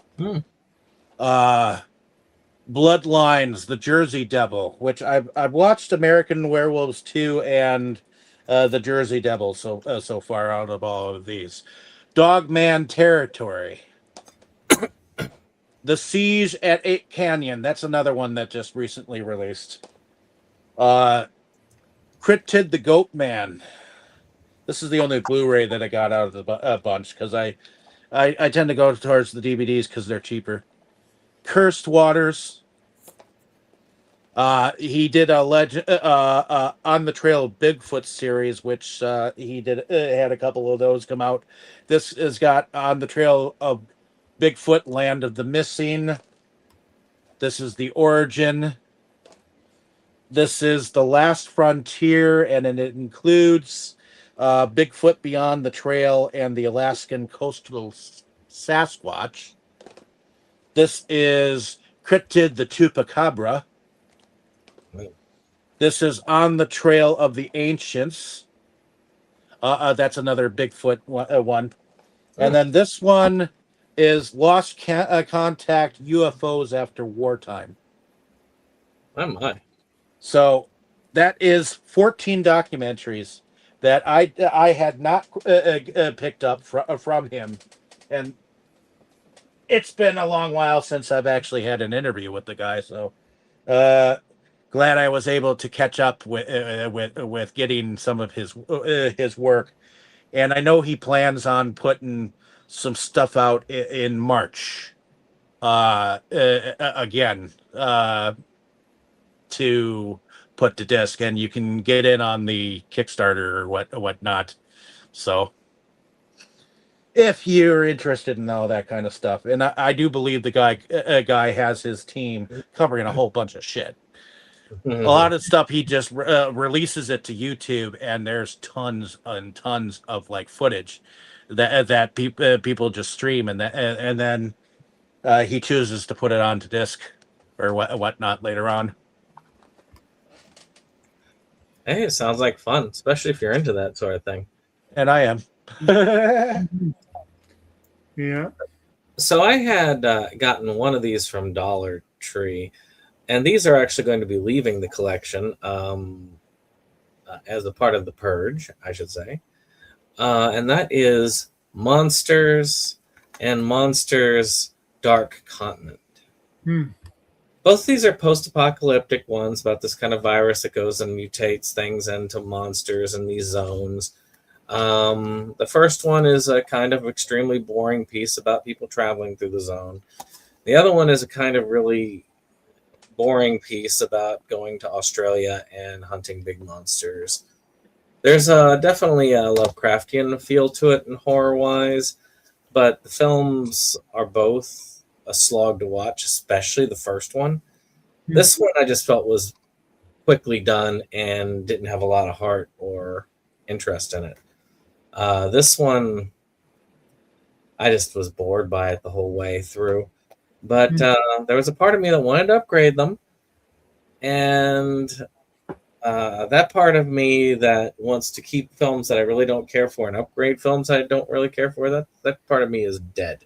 So I'm I am far more willing to get rid of these in the future.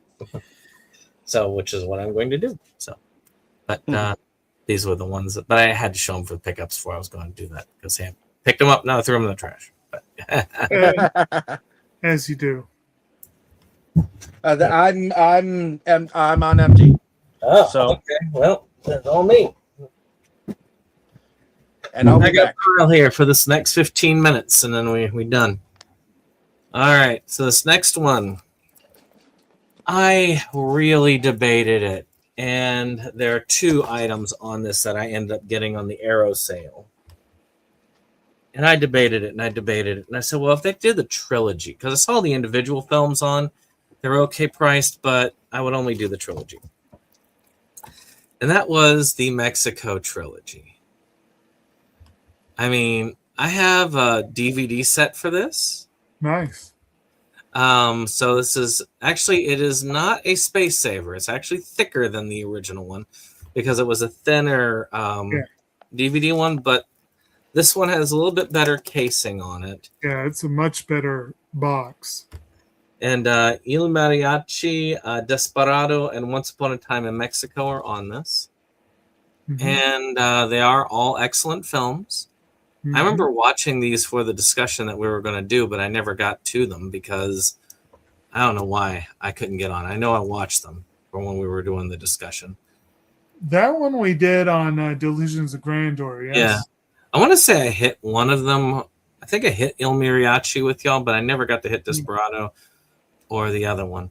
So I was glad to see all 3 of them. They were really good movies. Yeah. So I'm glad to upgrade these. And that one actually was the reason behind getting my 2 purchases on that. There's only 2 of them because they're still expensive. Now, here's one I think you'll enjoy, Jake. Actually, I'm sure Dave would enjoy this too. But I got one from an umbrella sale a while back. It's 4K. So it is, region free. And I upgraded a DVD I had. And that is Super Mario Brothers. Brothers. And they did a cleanup of it apparently, and have a whole bunch of special features on here. Nice. So I was like, "Oh, I've got to. This is a horrible film, but I love it, so I have to." Yeah, those Goombas are something else. It's an entertaining film, and I do think it would have done better if it wasn't considered a Super Mario movie. They obviously didn't want to do a Super Mario Brothers movie when they did this. No, they did not.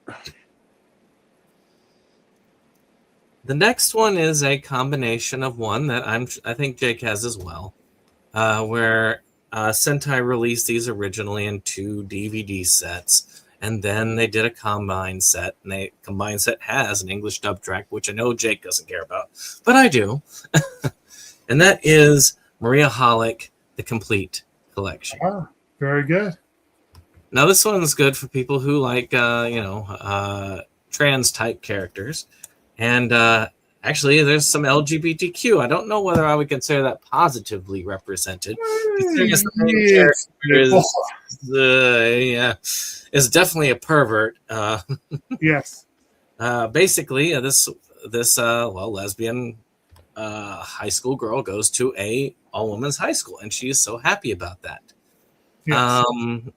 And she gets paired with a roommate, which turns out to be one of the most beautiful and elegant women in the school. But it turns out that actually she's cross-dressing, and it's actually the male heir to the family, and that their family has a requirement that they must all attend this school, and the male children have to cross-dress as a female for that entire time to graduate. And funny enough, his sister goes to the all-girls school, all-boys school. So it is fun. It is entertaining, and I really love the opening, the first opener. Yeah. It is great.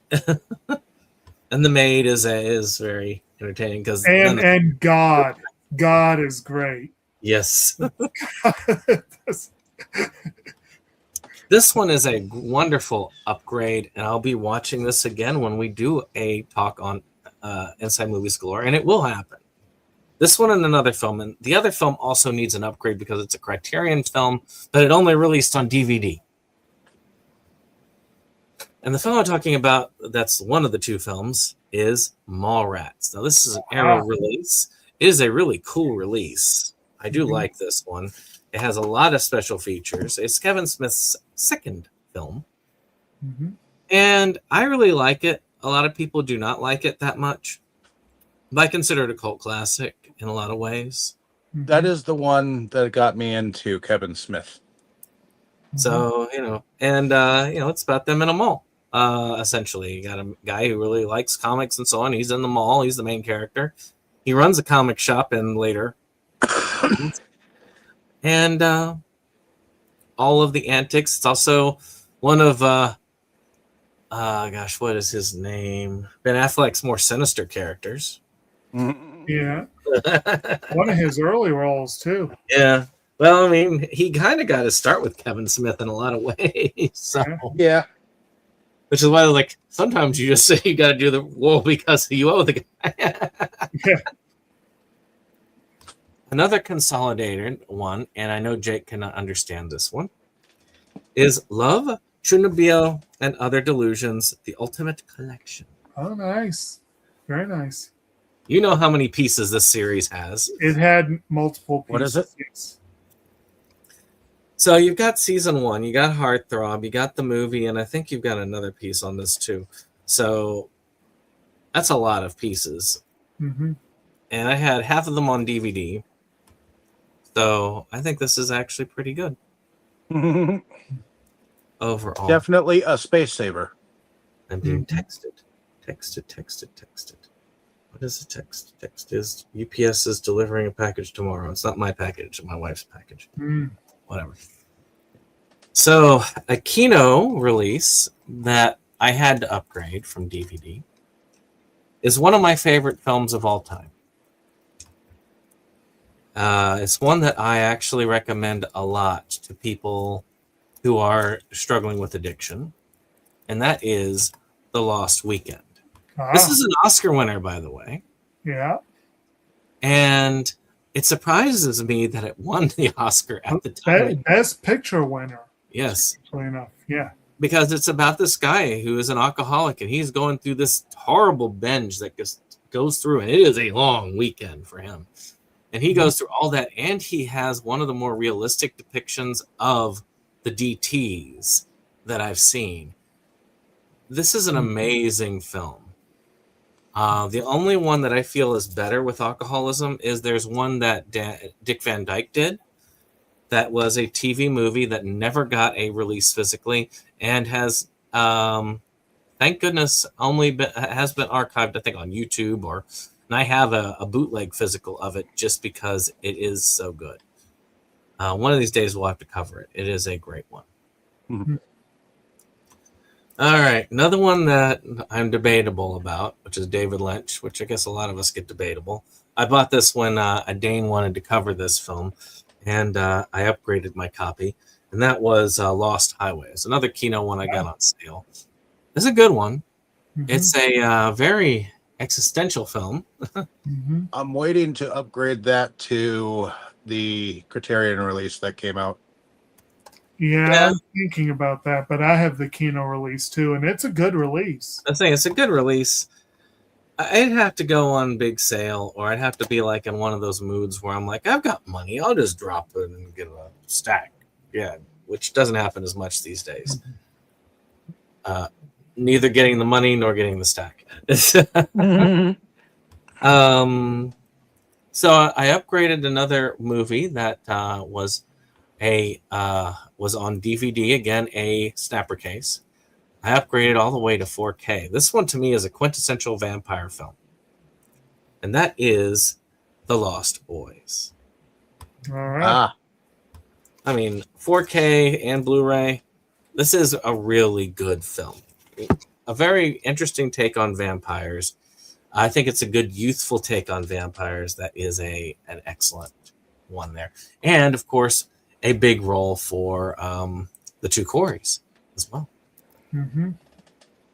And you can't help but chuckle at the Frogger brothers. Well, I got one that's a harder watch than The Lost Boys, and that is an Oscar winner called The Lives of Others. No, my DVD copy was scratched all to hell, so there were scenes that weren't in play. So I was like, you know what, this. Never seen it. That's a really good one. It's a good one, but it's a hard one to watch. Yeah. The World War II. It's a Cold War one. No, it's well, yeah, you might be right. Yeah, it's a Cold War film. Right. But it takes place in Berlin, right? Yeah, Is it East like Berlin. the East versus West? Yeah. Yeah. Okay, one that I'm just kind of running through these. I've got many of them, but I don't think I'm going to get through them all in time. But I'm going to try. All right. I'm just going to run through, see if I can just get through the stack because I'll do quickly. Next one. Classic film. I love the case, but the case rotted over time, and that's a sad thing. And that's Legend. It has both versions of this on this for the Arrow release. It is a good early Tom Cruise one. Of course, a iconic role by the great, God, what's his name? Tim Curry. Yes. I have to read the name. I'm happy with myself as the devil himself. And it is just an amazing film. I know we've covered this one on Inside Movies Galore. At least I think we have. All right. Reese Witherspoon's in the Legally Blonde collection. There's technically a third movie called Legally Blondes, but I was told that it's worthless and don't bother with it. And you know what? I used to not be able to accept that advice. I had to have everything, but you know what? They're right. No, fuck. I don't need them. The two that matter on this. I mean, it's basically about a sorority girl who is told basically, yeah, you're just going to be a dumb blonde. You're going to get your MRS degree and marry rich and settle down. And she's like, well, heck with that. I'm going to be a lawyer. Mm-hmm. And she does. The second one's a little bit more cheesy, which is where she decides to do some sort of save the Chihuahuas thing. Which I'm sure you enjoy that. So my original Land Before Time is in a 4-pack for a DVD, but I went ahead and I did this because it has all 14 films, and that is The Land Before Time. Don't know if I want to torture myself with all 14 films, but I did. Apparently did at the time. Is that on Blu-ray or DVD? DVD. Gotcha. But you know what? It's not that big a space. No. And, it's got all of them. So why not? Right. I'm sure I'll watch all of them one time and be like, this one I upgraded by accident, but it is a space saver, which is Lady Oscar or The Rose of Versailles. Oh. Which this is much, much thinner than the DVD release. So I can't really disagree with that. This is an older anime. I want to say it's another one of those cross-dressing animes. But I couldn't tell you much more about it because I have not seen it. This one I've shown off before, which is the first season of Kodacha, which is a big space saver because I had this on just regular DVDs. Right. The Babbitt boxes, which I still have. But you had the Babbitt box. I had all of the individual releases for the first part of season 1. And for the second part of season 1, well, season 2 technically, I had on a thin pack. Mm-hmm. But all of that is on this. But why I brought this up is because of this, which is the 51 episodes that never made it to the United States, thus completing the series. Nice. Which to me, that's worth having. Kodacha's a great one. I'll agree with Brittany. This is really all you need in the end. This has a few really good episodes on it, but to tell you the truth, they got lazy towards the end of that one. But I'm glad to have it as a completionist. One that Jake has seen with me on the show Tabletop Horror was a film called Night Chills. And there was an upgrade of it that they did on Vinegar Syndrome. And I was like, okay, you know what? that's good because I would like to see this cleaned up. I want to see a lot of the other ones that we've watched, especially Skullduggery cleaned up like that. Mm-hmm. Skullduggery is fun. I enjoy Skullduggery. It's a weird one. And by the way, that's the most watched episode of Skullduggery. Good. One that was useful for this point is a double feature of Jay and Silent Bob Strike Back and Jay and Silent Bob Reboot. Oh. Very plain. Doesn't have a lot of special features on the on some of these, but it does have a few. I'm kind of glad to have them. The reverse cover is just the reboot, and it also came with the slip cover for the reboot, but it doesn't show you what it is, so I kept losing it and thinking I didn't have the original film. Dave showed this off. I got it as well. Jacker had the DVDs, and it's like, this saves me space on it. Mm-hmm. I also have the third film.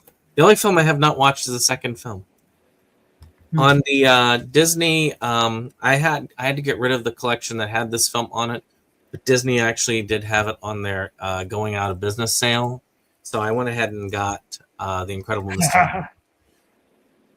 Because I ended up replacing some of my Don Knotts sets. That's one of my favorite of his. This one was a casualty, so it got reborn. Reborn. I only have 3 more, so I'm just going to get these done, and then we're done. Mm-hmm. All right, one of my favorite films that most people hate, which is a Bruce Willis film, and one that we will one day cover on Inside Movies Galore, is a heist film called Hudson Hawk. I've had the crappy DVD version forever. Mm-hmm. I love this film. I think that Bruce Willis is excellent in it. He brings back a lot of his comedic chops in this. And it just is an over-the-top heist film. Mm-hmm. And it is hilarious, in my opinion. He tries his mightiest to get a freaking cappuccino, and he always fails to get the cappuccino. Because he's one of the best, like, cat burglars in the world, and he gets pulled into this weird, like, thing about Da Vinci and the alchemy, like the turning a lead into gold stuff. So maybe he should have settled for a Dunkachino. Yes, a Dunkachino. You're gonna make me play that, aren't you? Everyone wants my Dunkachino. Can't get enough of my Dunkachino. Kids from 7 to 17 lining up for my Dunkachino. So I just got the Great Train Robbery from you. Yep. And apparently I upgraded it very quickly because I didn't realize I had the upgrade.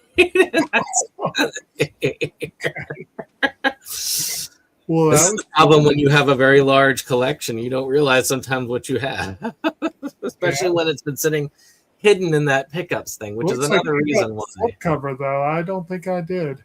This is an older one, probably. Yeah. But because they changed their slip covers, I've noticed. Like that one that I gave away to Debbie, which is another one I accidentally got doubles of. Mm-hmm. Believe it or not, that, or was it to you? I don't know who got that one. Mm-hmm. That one's an alternative slip cover as well. So it's kind of weird. The last one is an Arrow release, the second one I got on this, which also replaces a Snapper Keeper. Mm-hmm. That is the horror film The Cell. Oh. That one is great. I love it's a horror movie about somebody going into the mind of someone and tracking down basically a killer's mind. I forgot that Arrow came out with a release. And this is essentially, what was that movie with Leonardo DiCaprio, where they were going deep into people's heads? Inception? Inception. This was Inception before Inception. And if Inception was a horror movie. Okay. Jennifer Lopez, Vince Vaughn, yeah. And Vincent D'Onofrio apparently was a little less than thrilled at the fact that people keep coming back to that movie. It's not a bad movie. The sequel sucks. The sequel is horrible. But this one is actually really good. So I'm really happy with it. Good times. Well, I got through the pile that I intended to today. I still have a lot. I still have about maybe this much more, and then I'm done with my upgrades. So I'm going to keep doing this. Okay. I mean, others may or may not join me for it, but if anything, people can join me to comment on it. As we keep going, I'm going to keep doing it until those pickups are done, because it is hard to find anything with that pickup shelf because I don't know what I've got sometimes. And I do have my thing, but it's not always the case. Sometimes I forgot to add them or something like that. So it's good to do that. I end up with, like, say, the Great Train Robbery, having duplicates. Yeah.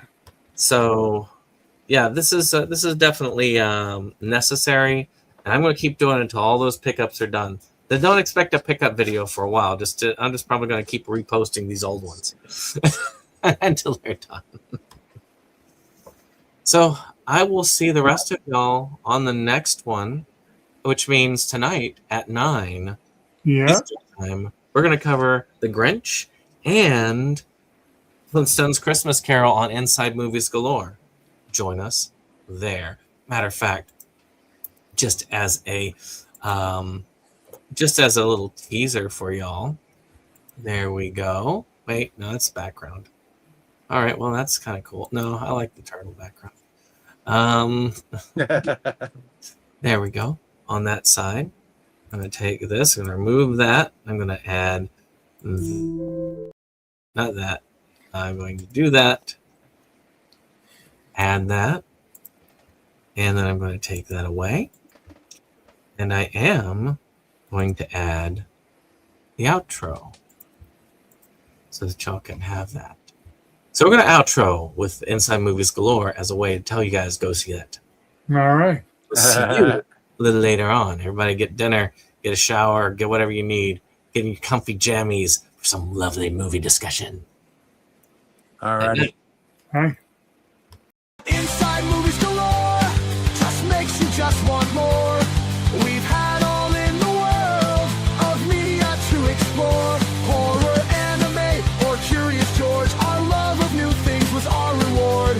It is the best night of our week. Frankly, my dear, I don't give a damn.